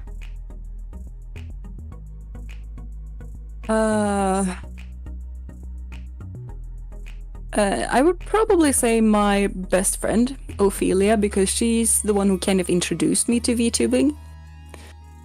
So I learned a lot from her, and she kind of also helped me with tips and tricks about how to build a community and how to think when you're starting out as a streamer, and how you deal with, having 0 viewers and all of that, the stress of that. But I've also watched a whole lot of Hermitcraft, which is not VTubers. But I've watched a lot of Impulse and Tango Tech. So I'm really like a fan of how they deal with their streams. So I've kind of tried to mimic that into my streams as well. And BWO is one of my big inspirations. I see. Oh, who was the other person you mentioned, the non-VTuber one? Impulse SV, Tango Tech, and BWO 100. Those are probably the main ones. I have a few other hermit crafters that I watch. Well. I see. Oh, what do they usually do? Minecraft. Oh, Minecraft. Okay. Yeah, that's kind of how I got into the whole YouTube thing. Is I started watching tutorials from Poolsaurus Jr. way back in the day on how to survive and thrive in Minecraft. And then I noticed that he was part of a group of other Minecrafters called... What was it? It wasn't Hermitcraft back then, it was Mindcrack. So I started watching him and Vex, and I noticed that BWO 100 was a thing then. I didn't start watching him until Hermitcraft became a thing instead. So then I just switched to Hermitcraft and found a lot of hermits that I started watching instead. I see. So what also got you into VTubing was a bunch of Minecraft YouTubers as well? Yeah. That's kind of when I started noticing that this is a thing that you can actually play a game and broadcast it, basically. I kind of didn't think that was a thing. And I kind of started wanting to do that, but I didn't want to show my face because I wanted the anonymity. But I also couldn't think that I could do it without some sort of persona. So then when Ophi taught me about VTubing, I kind of went like, hey, this sounds like I can actually do the YouTubing thing with a face that is expressive. But not me. But also me at the same time, because it's my avatar. It's me, but not me. Yep. Nice. Oh, maybe we can get Ophelia on here someday. Yeah, maybe so. Yep. She's awesome. Nice. Yeah. Oh, yep. As for myself, I'd say I got into VTubing around watching a lot of the original / OG VTubers like Kizuna Ai. And some of the other ones. Like Kalgi Aluna, Cybergirl Shiro, and Mirai Akari, as well as Neko Mina Hinata. Hmm? Oh, yep, she's a cat girl. I see. Yep. And then I started looking into English VTubers, and the first English VTuber that I seen was Natsume Moe, who's also my Oshi who got me into VTubing. I see. And so so we watched that April Fool's video and saw there were a whole bunch of other English VTubers, so I got super curious to figure out how it was done. And of course our beginnings were very scuffed and we did everything for our phone.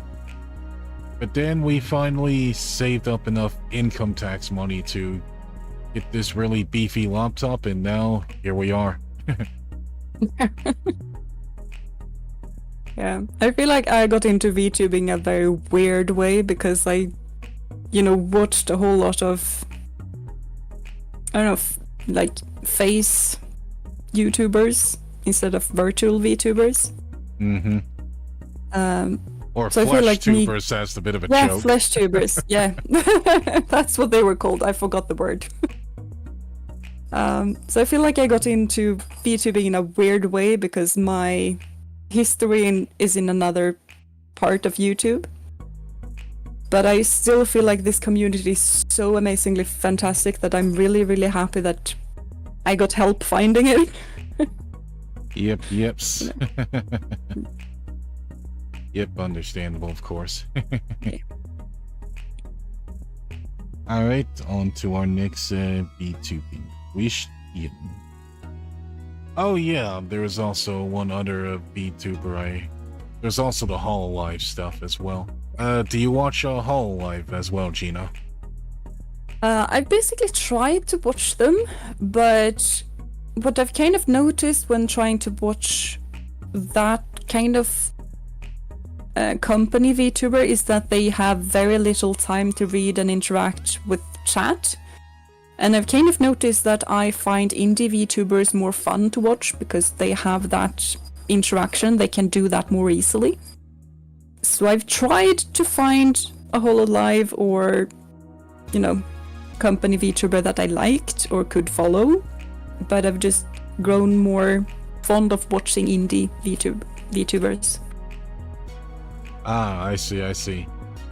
So you watch indie VTubers for the interactions? Yeah, basically. Ah, I see. Oh, yep, that's true as well. Of course, I also kind of watch a lot of Hololive as well. Well, not really a lot, just certain people, because I don't have time to catch every single member, unfortunately. Yeah. That would be yeah, too... I can see that. Because I'm still trying to keep up with Hermitcraft because it's kind of big, and I have a few favorites still that I would like watching, but they are just so many that I can't watch everyone. I kind of have to pick and choose sometimes. Oh, yep. I'd say favorite Hololive member that I'm currently subscribed to is Tokino Sora. She's also one of the OG VTubers as well. I see.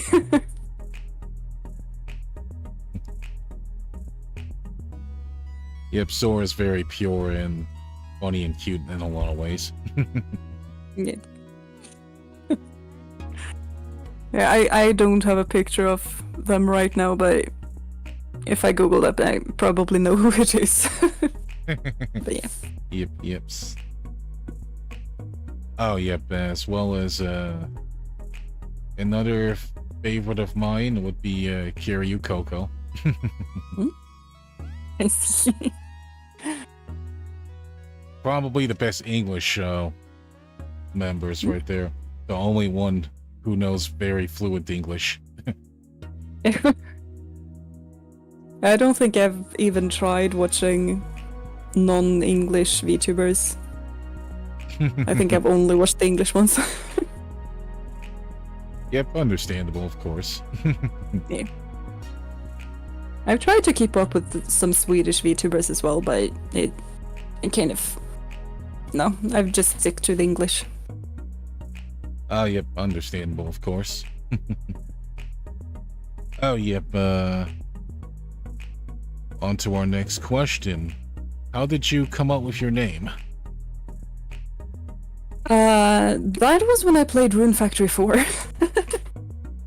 I needed a name for my player character, and I kind of remembered how Vex in Minecraft told the audience how he got his name just by grabbing his favorite letter and just coming up with a name. So I basically did the same. I really like the capital letter J, and I really like double E's, and then I just came up with a name. And it, funnily enough, it turns out that Jeeena is a normal real-life name. So I thought that I came up with a name that doesn't exist, and it turns out that it exists.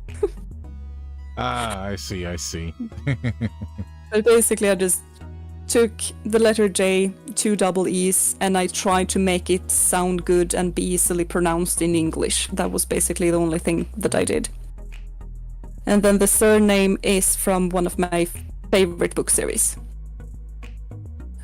I rarely say my surname, but it's Lawrence. I see. Understandable, of course. But how did you come up with your name? Because I kind of feel like the name giving is an interesting question. Yes. I'd say, it is my, actual, pretty much, name. And that's mostly because I wasn't really feeling too creative about trying to do anything weird with my name. So instead of just being creative, let's just, try being yourself a little bit from a different virtual perspective. Yeah. Well, that's valid as well. That's pretty cool as well. Of course, I'm not this handsome in IRL, though.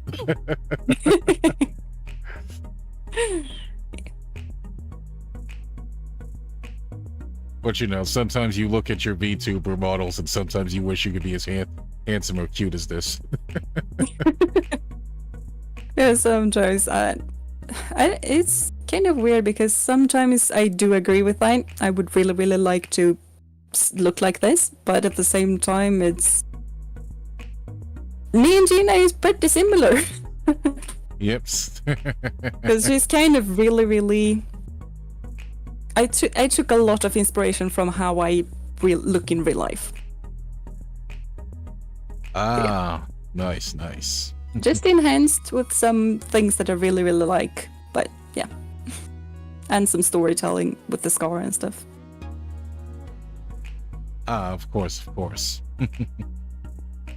Yep, on to our next question. Oh yeah, if you are kind of curious about my design, I pretty much watched a lot of male idol animes as well. I see. And this one is actually a preset from a mobile app called Custom Cast, and what I'm currently using right now is Vroid, and I pretty much tried to have this model that I'm using now commissioned to look exactly like the outfit from Custom Cast. I see. Yeah, for me it's kind of the same way my name is just been built up. Like my persona has just been built up over several years, probably even before I knew that VTubing was a thing. And then I just went full on, this is what I actually want my character to look like. So yeah. I see. Oh, I will admit though, when I saw your first outfit, I immediately thought of Saber from the Fate Stay Night series. Yeah, and I can understand that. She's very, like, one of my inspirations from my first outfit was Forte from Rune Factory 4. And she looks really, really similar to Saber. So yeah, I can see that. And you know, blonde knight. There aren't that many. Oh, yep, understandable. Oh, what inspired your second outfit? Well, that was basically like I wanted something more connected to like the country that I'm from in lore. Should I show up a bit more of it, because there are some hidden things. Oh, sure, if you want to. Because basically what I told my VTuber mom was that I wanted an at-home piece. So like, and this one I actually have a dress on me. With boots, because, you know, got to be mobile. Nice. But it is very heavily inspired of Scotland and Viking. Basically, and I have a lot of things that I can add and remove from this outfit as well. So I really, really like it. But the little white, basically apron-looking thing is really inspired by Viking clothes. And then I can, you know, add some furs and look more Viking-like. And I even have like a Scottish ruana. I have no idea how to pronounce that, so I'm very sorry if you're from Scotland. But, you know. Yep, and also it also has a Viking pin, so yeah. Yep. I also have a lot of hairstyles and stuff. I see. Oh, do we possibly have a Twin Tails Jeeena too? Yes, we have Twin Tails Jeeena. Oh, nice. We have short hair Jeeena, and we have updo Jeeena. Ooh. No, it's just that I need to go the whole way to just get back to the long hair again. Yes. So yeah, I have 4 different hairstyles. So mom really spoiled me rotten with this.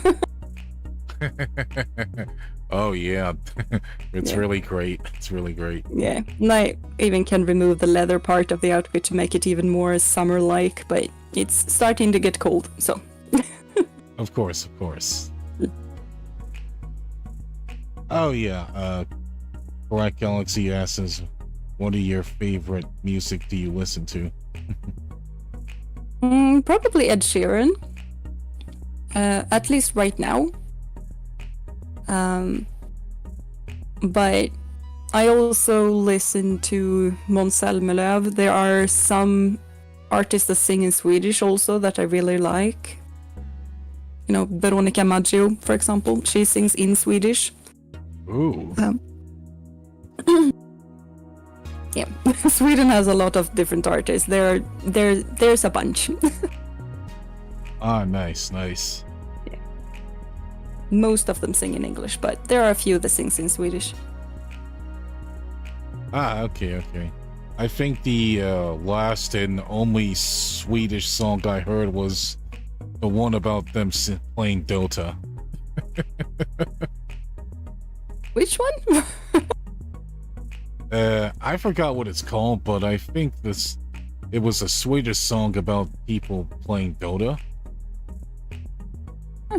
Maybe it is. I don't think I've heard about that one. But you probably heard Karamelldansen. Oh, yep, Caramel It's Dancing, Swedish. yep. Yeah. I heard the Japanese and English one. Because that one is usually really, really funny when you listen to people not from Sweden trying to sing that one. As a Swedish person, it's just hilarious. And especially it's so weird because it's such a kid's song. Yeah. But it weirded me out so much when that kind of became international and a meme thing. That's right. Yeah.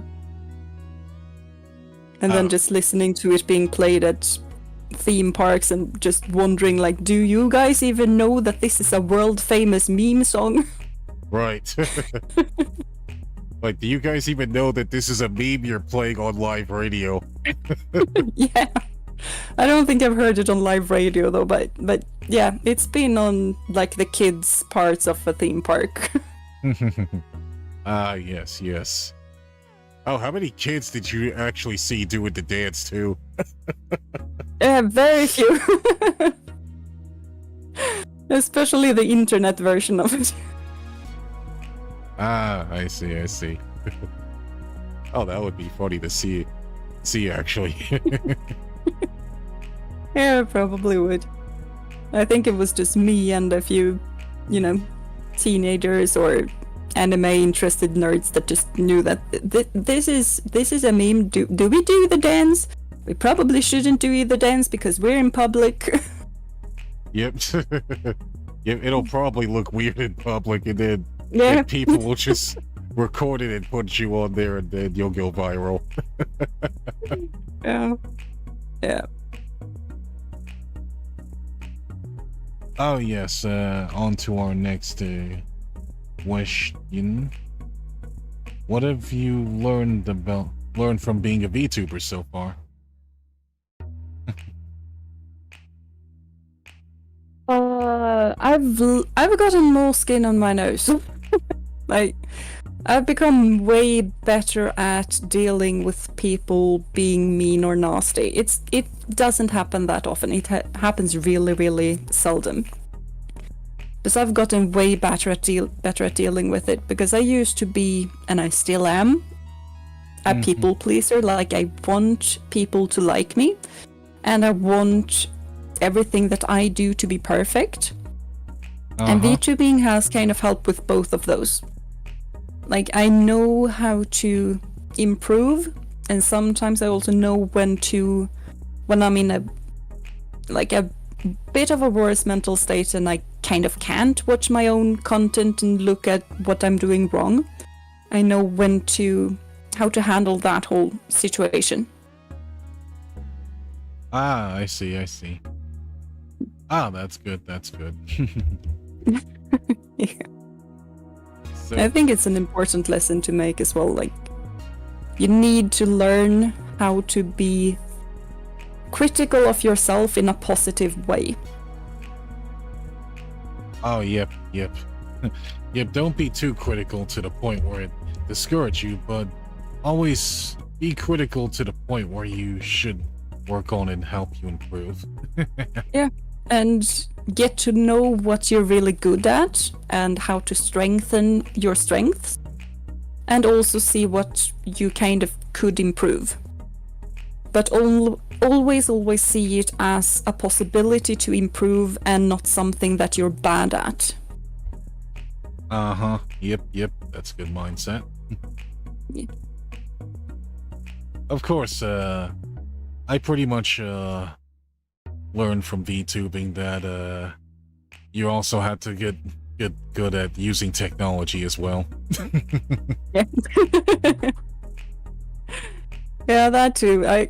But also that you don't need to panic when things doesn't go your way, because you can always, oh, scuff VTubing, haha, it's a meme, kind of. Yep. So it's also like, nothing needs to be extremely perfect every stream. Like, it's okay to make mistakes. It's okay to forget to open VTube Studio, because I have done that. Right. So, just mistakes are okay, and it's fine that they happen. Oh yeah, definitely.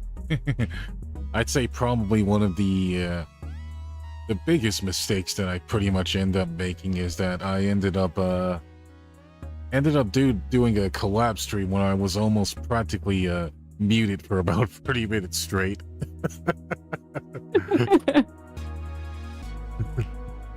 Oh, no. I have also learned that collabing with people in-game in USA, it doesn't matter how good my computer is, it's gonna lag. Yes. I learned that the hard way.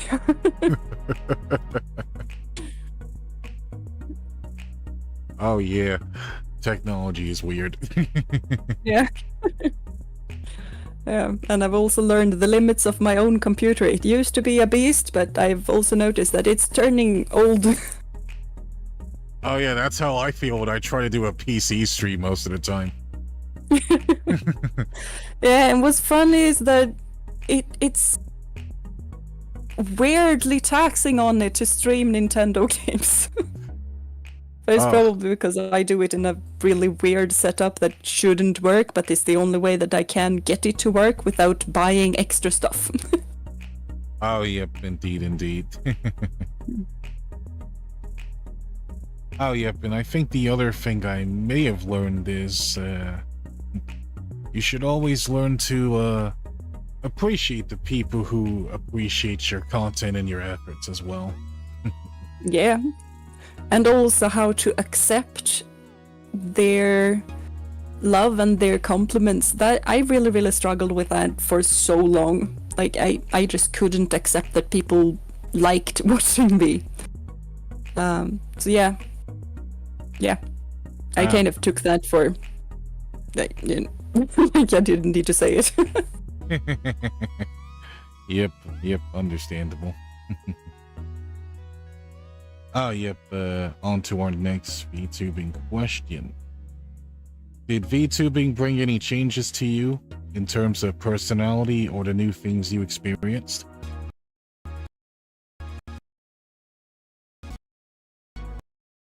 You kind of cut out there in the end, but I think I got the gist of your question. But yes. Like, sometimes when work is tough or something like that, I can just take on Jeena's personality and just go like, well, I am Jeeena, I am a royal knight. What on earth do I need to worry about? Right. Like, it just gives me that much more of a self-confidence and belief in myself, which really helps on the bad days. And just sometimes imagining like, what on earth would I do if I was Jeeena in real life? I would do this, and then I actually do that because Jeeena and me are so similar in a lot of ways. So it kind of works that way. And it's really helped me to be more self-confident and to stand up for myself. I still struggle with that, but I do it more. Yep. Understandable, of course. Of course, my own changes is that I'd say I'm pretty much the same as I am, but when I do stream, I do tend to be a bit more social than I usually am, and can even talk about my day because when I'm pretty much my idol persona, I'm pretty much in my safe space. I can pretty much think whatever I want, say whatever I want, and there won't be any judgments around. Yeah. I agree with that so much. Yeah. And it's just such it's also kind of what I want to create for my watchers as well. Just a safe place for everyone to be themselves and just relax and unwind. And it's also a bit of an escapist thing. You know, to just leave the workday behind you and just like, well, I'm this person now. This person doesn't have to deal with that. Yeah. And just enjoy. And also, I really agree with the social part. Like, I am a tiny little introvert. A very much introvert. Oh, like, yeah. I am very happy just being alone for days. Yeah. Oh, yips. Yep, thank you for that. Yep. On to our next question. Did you ever once regretted VTubing? No, I wouldn't say so. I've really enjoyed the journey so far, and this is something that I want to continue with, and I want to grow my audience, I want to grow my channel, I want to become a better streamer and a better content creator and actually be way better at making videos. Because I do that so seldom, but I want to do it. Like, I just have so many dreams and wishes for things that I want to do. I have sometimes regretted telling people about it, and I have really regretting telling my kids that yes, I'm gonna give you my channel as soon as you finish this school. I don't want to tell them anymore. And that is not because I'm ashamed of being a VTuber, because there's a lot of people being ashamed of their VTubing. I am very much not. It's just that I don't want my students in my online world. Like, please keep at work. Now I just be me. Yep. Yep, understandable right there. Oh, yeah. They are fine and they are fascinating and they are amazing people, but I don't want to share my free time with them.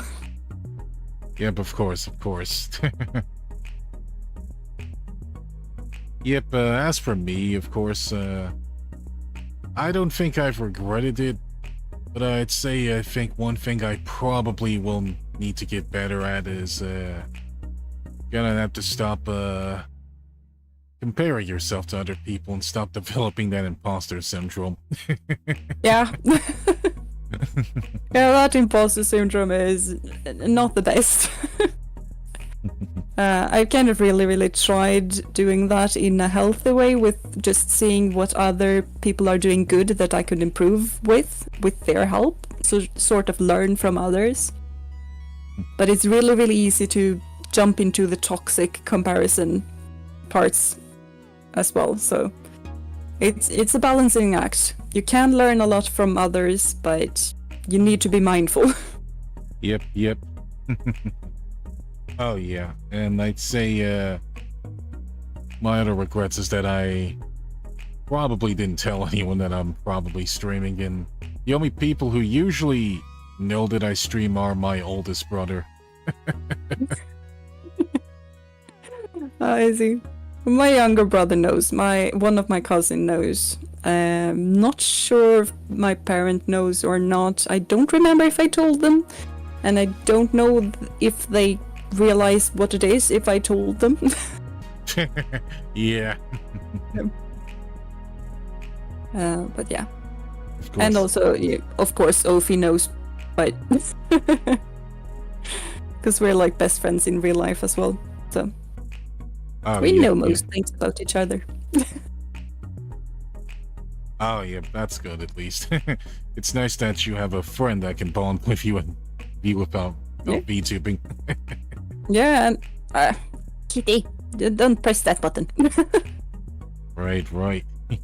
Yeah, we don't need the teacher face right now. But yeah, and she also really helped me out. We did a lot of collab streams in the beginning, and we still do some collab streams. Not a whole lot though. But yeah, it's really fun to have a friend that we kind of share a hobby with. Because we always have something VTubing-ish to talk about, or just game related or book related. We have a lot of common interests, kind of. I see. Nice. Alright, on to our next question. Do you feel like you must be very talented to be a good VTuber? I used to think that. I used to think that you needed to be very talented to be a YouTuber or a streamer, or like VTubing is part of that. But just in general, I thought you needed to be extremely talented to be able to do that. Now I kind of don't think that way anymore. All you need is to have something that makes you interesting or fun to watch. Either you can be very talented, that is definitely one way to do it, but you can also just focus on a vibe, or you can just be really fun, have a lot of things to say to entertain people that way. Like, you need something entertaining, but what that is very different for different VTubers. There's always something that you can, some strength that you can grow and show. Indeed. Yep, I also think that entertainment's also kinda subjective as well, because different people find different things entertaining. Yeah, and that's kind of the fun part of it, and that's also something that you kind of have to realize, that people who would like watching me probably doesn't like watching a very hyperactive VTuber instead, because we are so different. Just pure vibe different. And then someone who really likes to watch horror also probably doesn't like my games. Yes. And that's kind of something that I've found out too, that you kind of should find your little niche. So I try to really find my niche game-wise and content-wise in general. But yeah. Yep. Of course. Do not confuse the almighty algorithm. Yes. Do not go against Mr. Almighty Algorithm. Yeah. It's difficult to know what he wants, though. Yes. Why are you so hard to please, Algorithm-san? Yeah. Just love me, please. Love me. Notice me, senpai. Yes. Senpai, please. Algorithm senpai. Oh, it kind of feels that way, though. Indeed. Oh yeah, but as for myself, I don't think you have to be talented to be a good VTuber. I think or content creator in general. I think what you probably have to do is try to develop your personality to the point where you're likable, but don't try to create a toxic personality for yourself. Yeah. Like, be someone that people actually wants to hang around with. Yep. Yeah. But also, there are a lot of people who are extremely good at what they do, like professional gamers. Mm-hmm. So I think you could also go that route and just be quiet for your streams. There are a lot of people who actually wants to watch that. Yep. But yeah. Of course.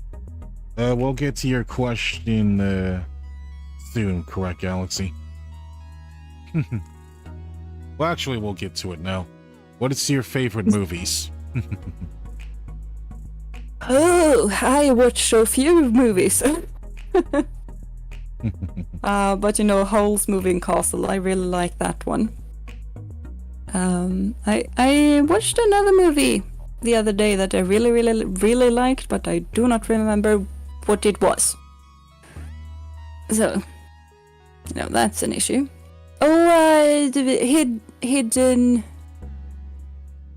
Oh, wow. I don't remember what it's named in English, but it's basically a movie from, it's not from the space race, but it's about the space race, and it's about women of color and how they were doing these really important calculations for NASA to actually get the astronauts into space. Mm-hmm. But also how they dealt with, America at that time wasn't the kindest to people of color. Yeah. So I found that movie really interesting, to seeing their struggles and how they succeeded against all odds, kind of. Mm-hmm. Because there were a lot of things that were against them succeeding, but they did it. So I guess what I really like in a movie is that kind of... you can do it if you want to. There's gonna be a lot of work, but if you put in the work, you can do anything you want to. Oh, yeah, definitely. Oh, yeah, as for my favorite movies, I watch a lot of superhero movies as well as some animated movies. Yeah, I like superhero movies as well. I kind of like to watch Marvel a bit more because DC is kind of depressing. Yes. Yeah, their DC movies haven't been really the greatest. Except for the Batman ones. Yeah, and like, unpopular opinion, but I don't like Batman. Because depressing. Oh, yeah. Yeah. Understandable, of course, because Batman doesn't really have the most greatest origin story, of course. I know. It's kind of fun, the whole meme with I am Batman. Yeah, I'm Batman. I am Batman. I can't even do a dark voice. Oh yeah, especially the Dark Knight voice where you can barely understand them. What are you doing? Yeah, that Where's the Joker? Yeah, I think I found it rather weird. And also, like, when I was a teenager, I really, really liked, you know, Teen Titans, the old Teen Titans, not the Teen Titans Go thing. Oh yeah, screw that one. Yeah, it's horrible. But I really liked the original ones, and I really, really liked Robin, you know, Dick Grayson. Mm-hmm. So I kind of am curious if I would like Nightwing instead of Batman, because you still got Batman-ish, but it's Dick instead. But I also haven't actually tried it, so I don't know if I like it or not. And I've also actually started watching Flash on Netflix, which is hilarious. Yes. Because I've studied a lot of physics, so just them trying to explain Dr. Freeze's freezing ray is just pure comedy. Because I'm just over here like, yeah, that doesn't work. There are no cold particles, and cold particles cannot be emitted in that way. Right. So yeah, it's just when they go full serious mode and try to explain the physics, I'm just there laughing at it because it's so hilarious that they tried so hard to make it very, very like pure science, and it's just pure nonsense instead. How to turn science into nonsense. Watch the CW's Flash. Yeah. Oh, yep, on to our next question. What's your favorite thing about being a VTuber? Oh, the audience. And just having a chat, playing games that, you know, I would do that on my own. I would play these games on my own, even without somebody watching me. But just playing them and interacting with people and doing my little silly role-playing bits and pieces sometimes. Like I'm doing right now with my Pokemon playthrough. I am very much into a dragon type specialist.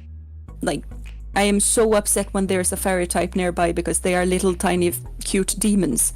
Yes. And I act really, really scared of them. And I would do that when I played on my own. I would totally do that. So just having fun in that way, but also having others with me, having fun at the same time. And giving me energy because they really, really do. That is probably my favorite thing.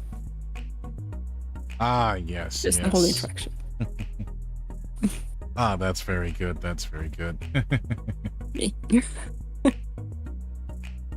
Of course, as for me being able to be bolder and being able to play games and have fun with my audience as well. Yeah.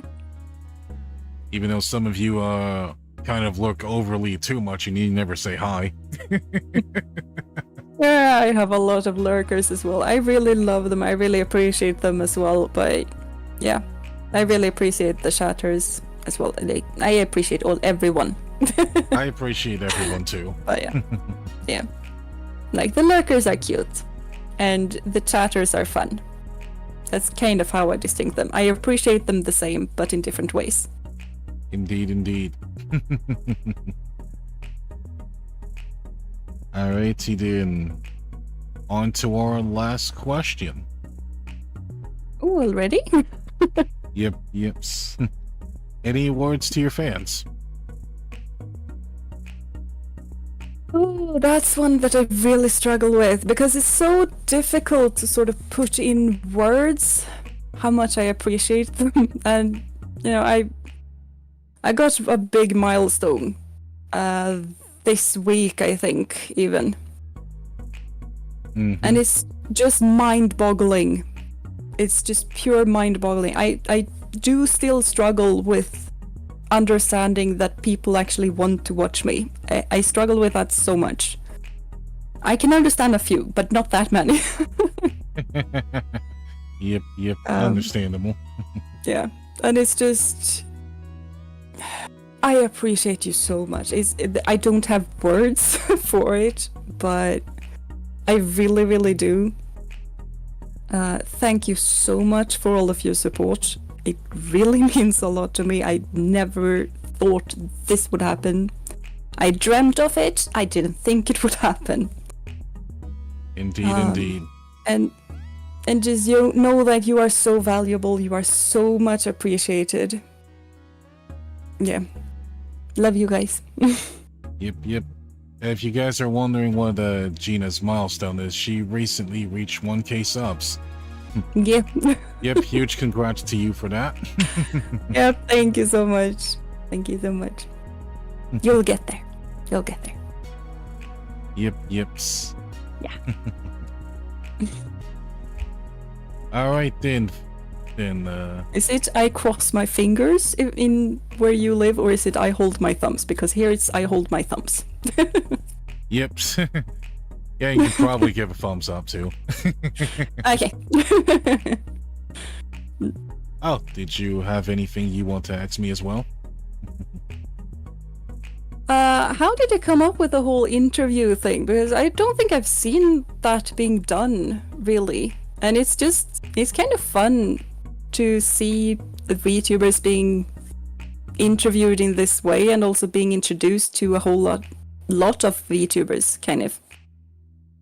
Yes, I think I started off with, which this was actually kind of a lie, when I actually did kind of ask for an interview with a friend of mine.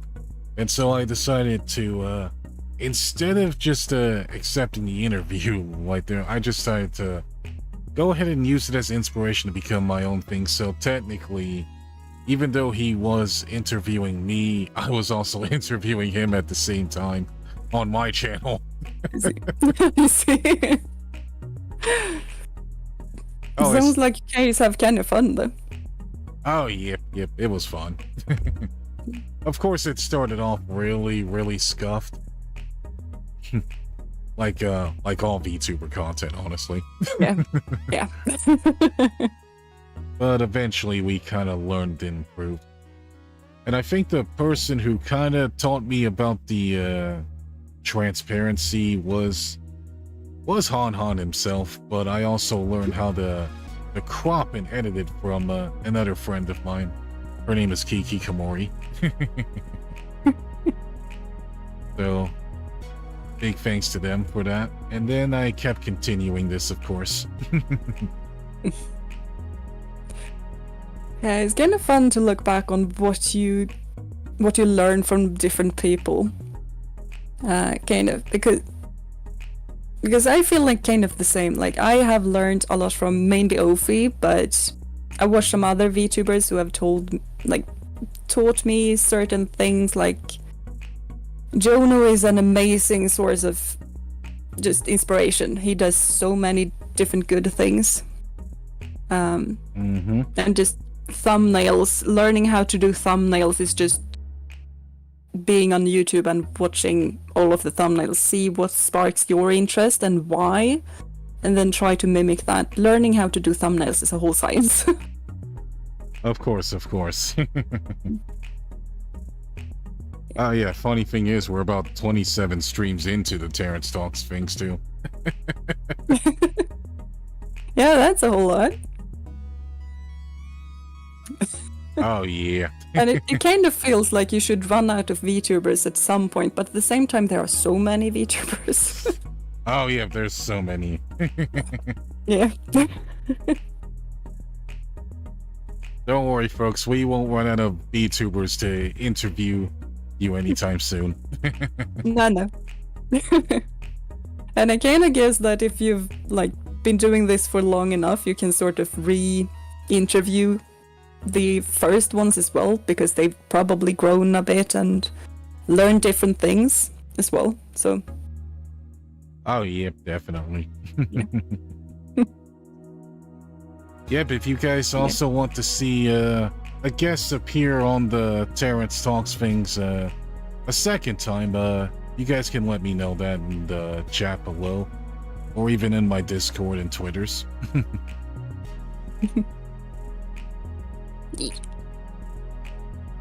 Oh yep, anything else? I think we have talked about a lot of stuff, but yeah. I also feel like I have some questions that I'm struggling a bit to put into words, but like do you know any other languages? That's just a random question, but do you know any other languages? I know a little bit of Japanese,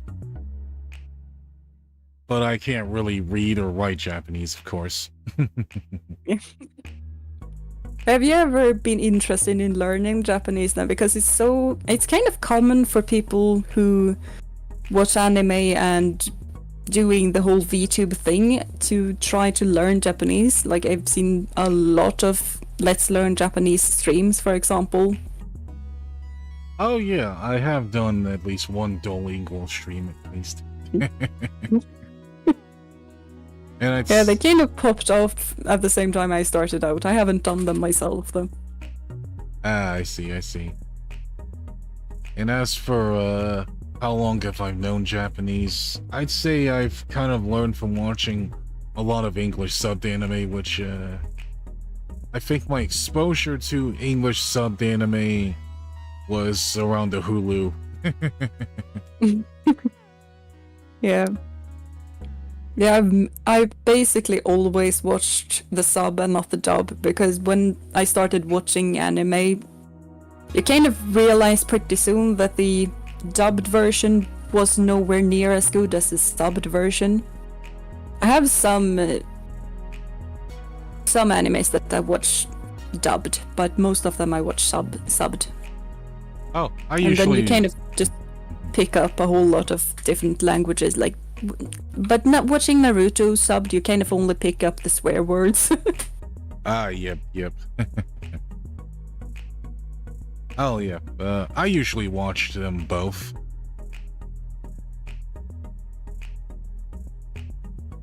Yeah. Mm-hmm. Kita is messing with my expressions, that's why. Nice. Having a cat on the desk is cute, but it can be slightly weird when you have your keys for controlling expressions right next to where the cat is laying. I see. Yeah. Understandable. Yeah. Do you have any pets, by the way? I used to have some pets, but that's when we were going to different neighborhoods and such. But I'd say, the pets we used to have were dogs. Do you have like a favorite dog breed or a favorite animal in general? Favorite animal? I'd say the favorite dog breed was probably the one we always got the most, which I think they were Rottweilers. Yeah, that. Yips. And I think one of the other pets we also used to have are goldfish as well. I see. And are like dogs your favorite animal, or do you have another separate favorite animal? Yes. I have a lot of favorite animals, and I think my favorite animals would have to be lizards. That's cool. I kind of feel like lizards aren't that common to have as your favorite animal, but they are very cool. Oh yeah. Again, like dragons and lizards are basically dragons. Indeed. Yeah. Yep, even have Komodo dragons. Yeah, especially yeah. I feel like I kind of like almost every animal. My favorite one is horses, though. I just give me a horse and I'm happy. You don't even need to give me one. Just have one close by so I can pet it and I'm happy. Nice. I get stupidly happy when I see a horse in games as well. Oh, yep. I'd say the last time I saw a horse was in middle school. And it was when one of the teachers actually showing us how to ride the horse.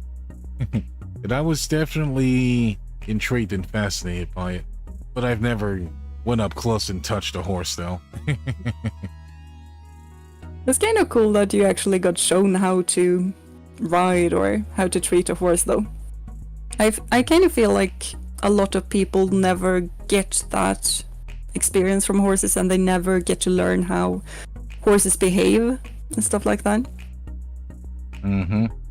So yeah, because that's something that I get to handle. Not a lot, because I live in the middle of nowhere. There's a lot of farm animals and people being somewhat accustomed to farm animals nearby. But I definitely know a lot of people who've been out on a road riding, because we kind of have to go out on the big car road to get to the smaller roads where there aren't any cars. So we don't want to be there. People, I promise, we don't want to be there. Yes. But sometimes cars are just behaving like horses aren't animals that get scared easily. So you can get in a lot of really, really dangerous situations. Oh yeah, definitely. I think the last thing anybody wants to see is a horse outrunning a car. Yeah. That's not the worst that could happen, though. I know that there was a story about a bus driver suddenly just revving the engine really, really close to a horse, and that horse got spooked and ran off, and throwing the rider off at the same time, and the bus driver just kept on driving and not stopping to see how the rider was, if the rider even was okay. Oh wow, that's mean. Yeah, it is. But it happens seldom, but it does happen. Ah, I see. A lot of mean people today. Also, a really lot of really kind people. There's probably more of them than the mean people. It's just that the mean people tend to get noticed more because they're the, like, not normal. Right. Like when you get to meet a person, at least I kind of always try to see the best in people until I'm proven wrong. Of course. I feel like that is the healthy mindset to have. But probably a bit more skepticism than I have. Because I can be a bit naive. Oh yeah. I'm always kind of more like a give people a first or second chance at first, and then if they kind of use up those chances, gotta be more skeptical. Yeah. I am very terrible at that. I give people way too many chances. Way too many. Like this scar, for example. Like when people right now, I have a whole other mentality than I used to have because stuff happened. But I read somewhere that when people show them who they are, believe them the first time. That's kind of what I go by now, that when people show their really truly bad side, and if that bad side is something you can't agree with, just why on earth would you try to stay, or why on earth would you try and just wish that this person is probably better than this? Because they probably aren't. When they show you who they are, believe them the first time. Right, right. But also, if it's just a minor mistake, give them a second chance. People want to be the best version of themselves. Of course, of course. Yeah. Never give up on people on small mistakes. Yeah. Yeah.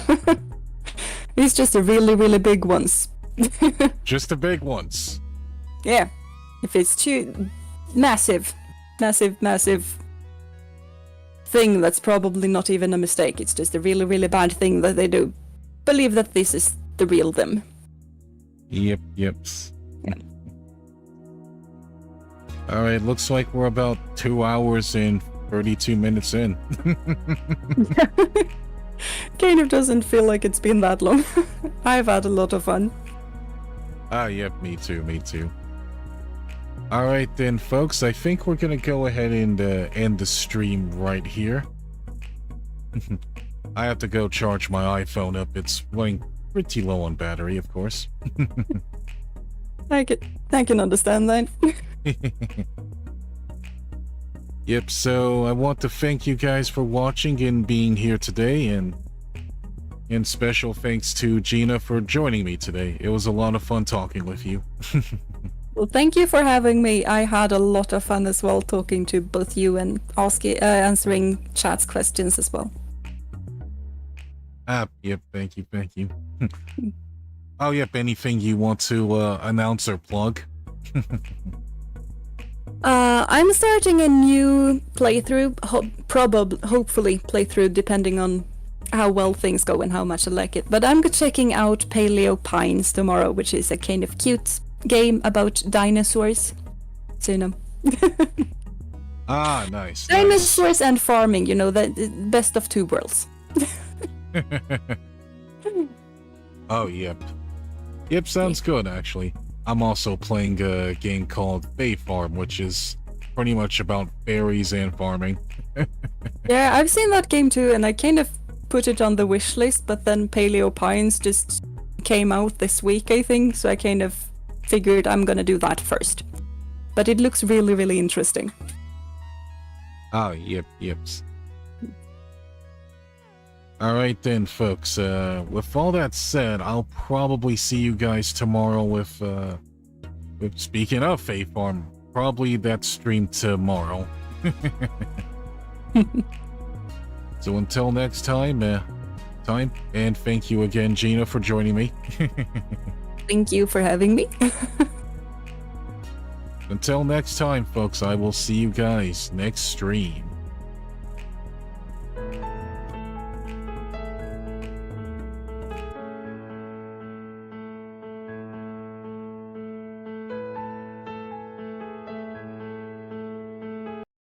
And now we just sit back and look at all the beautiful fan art.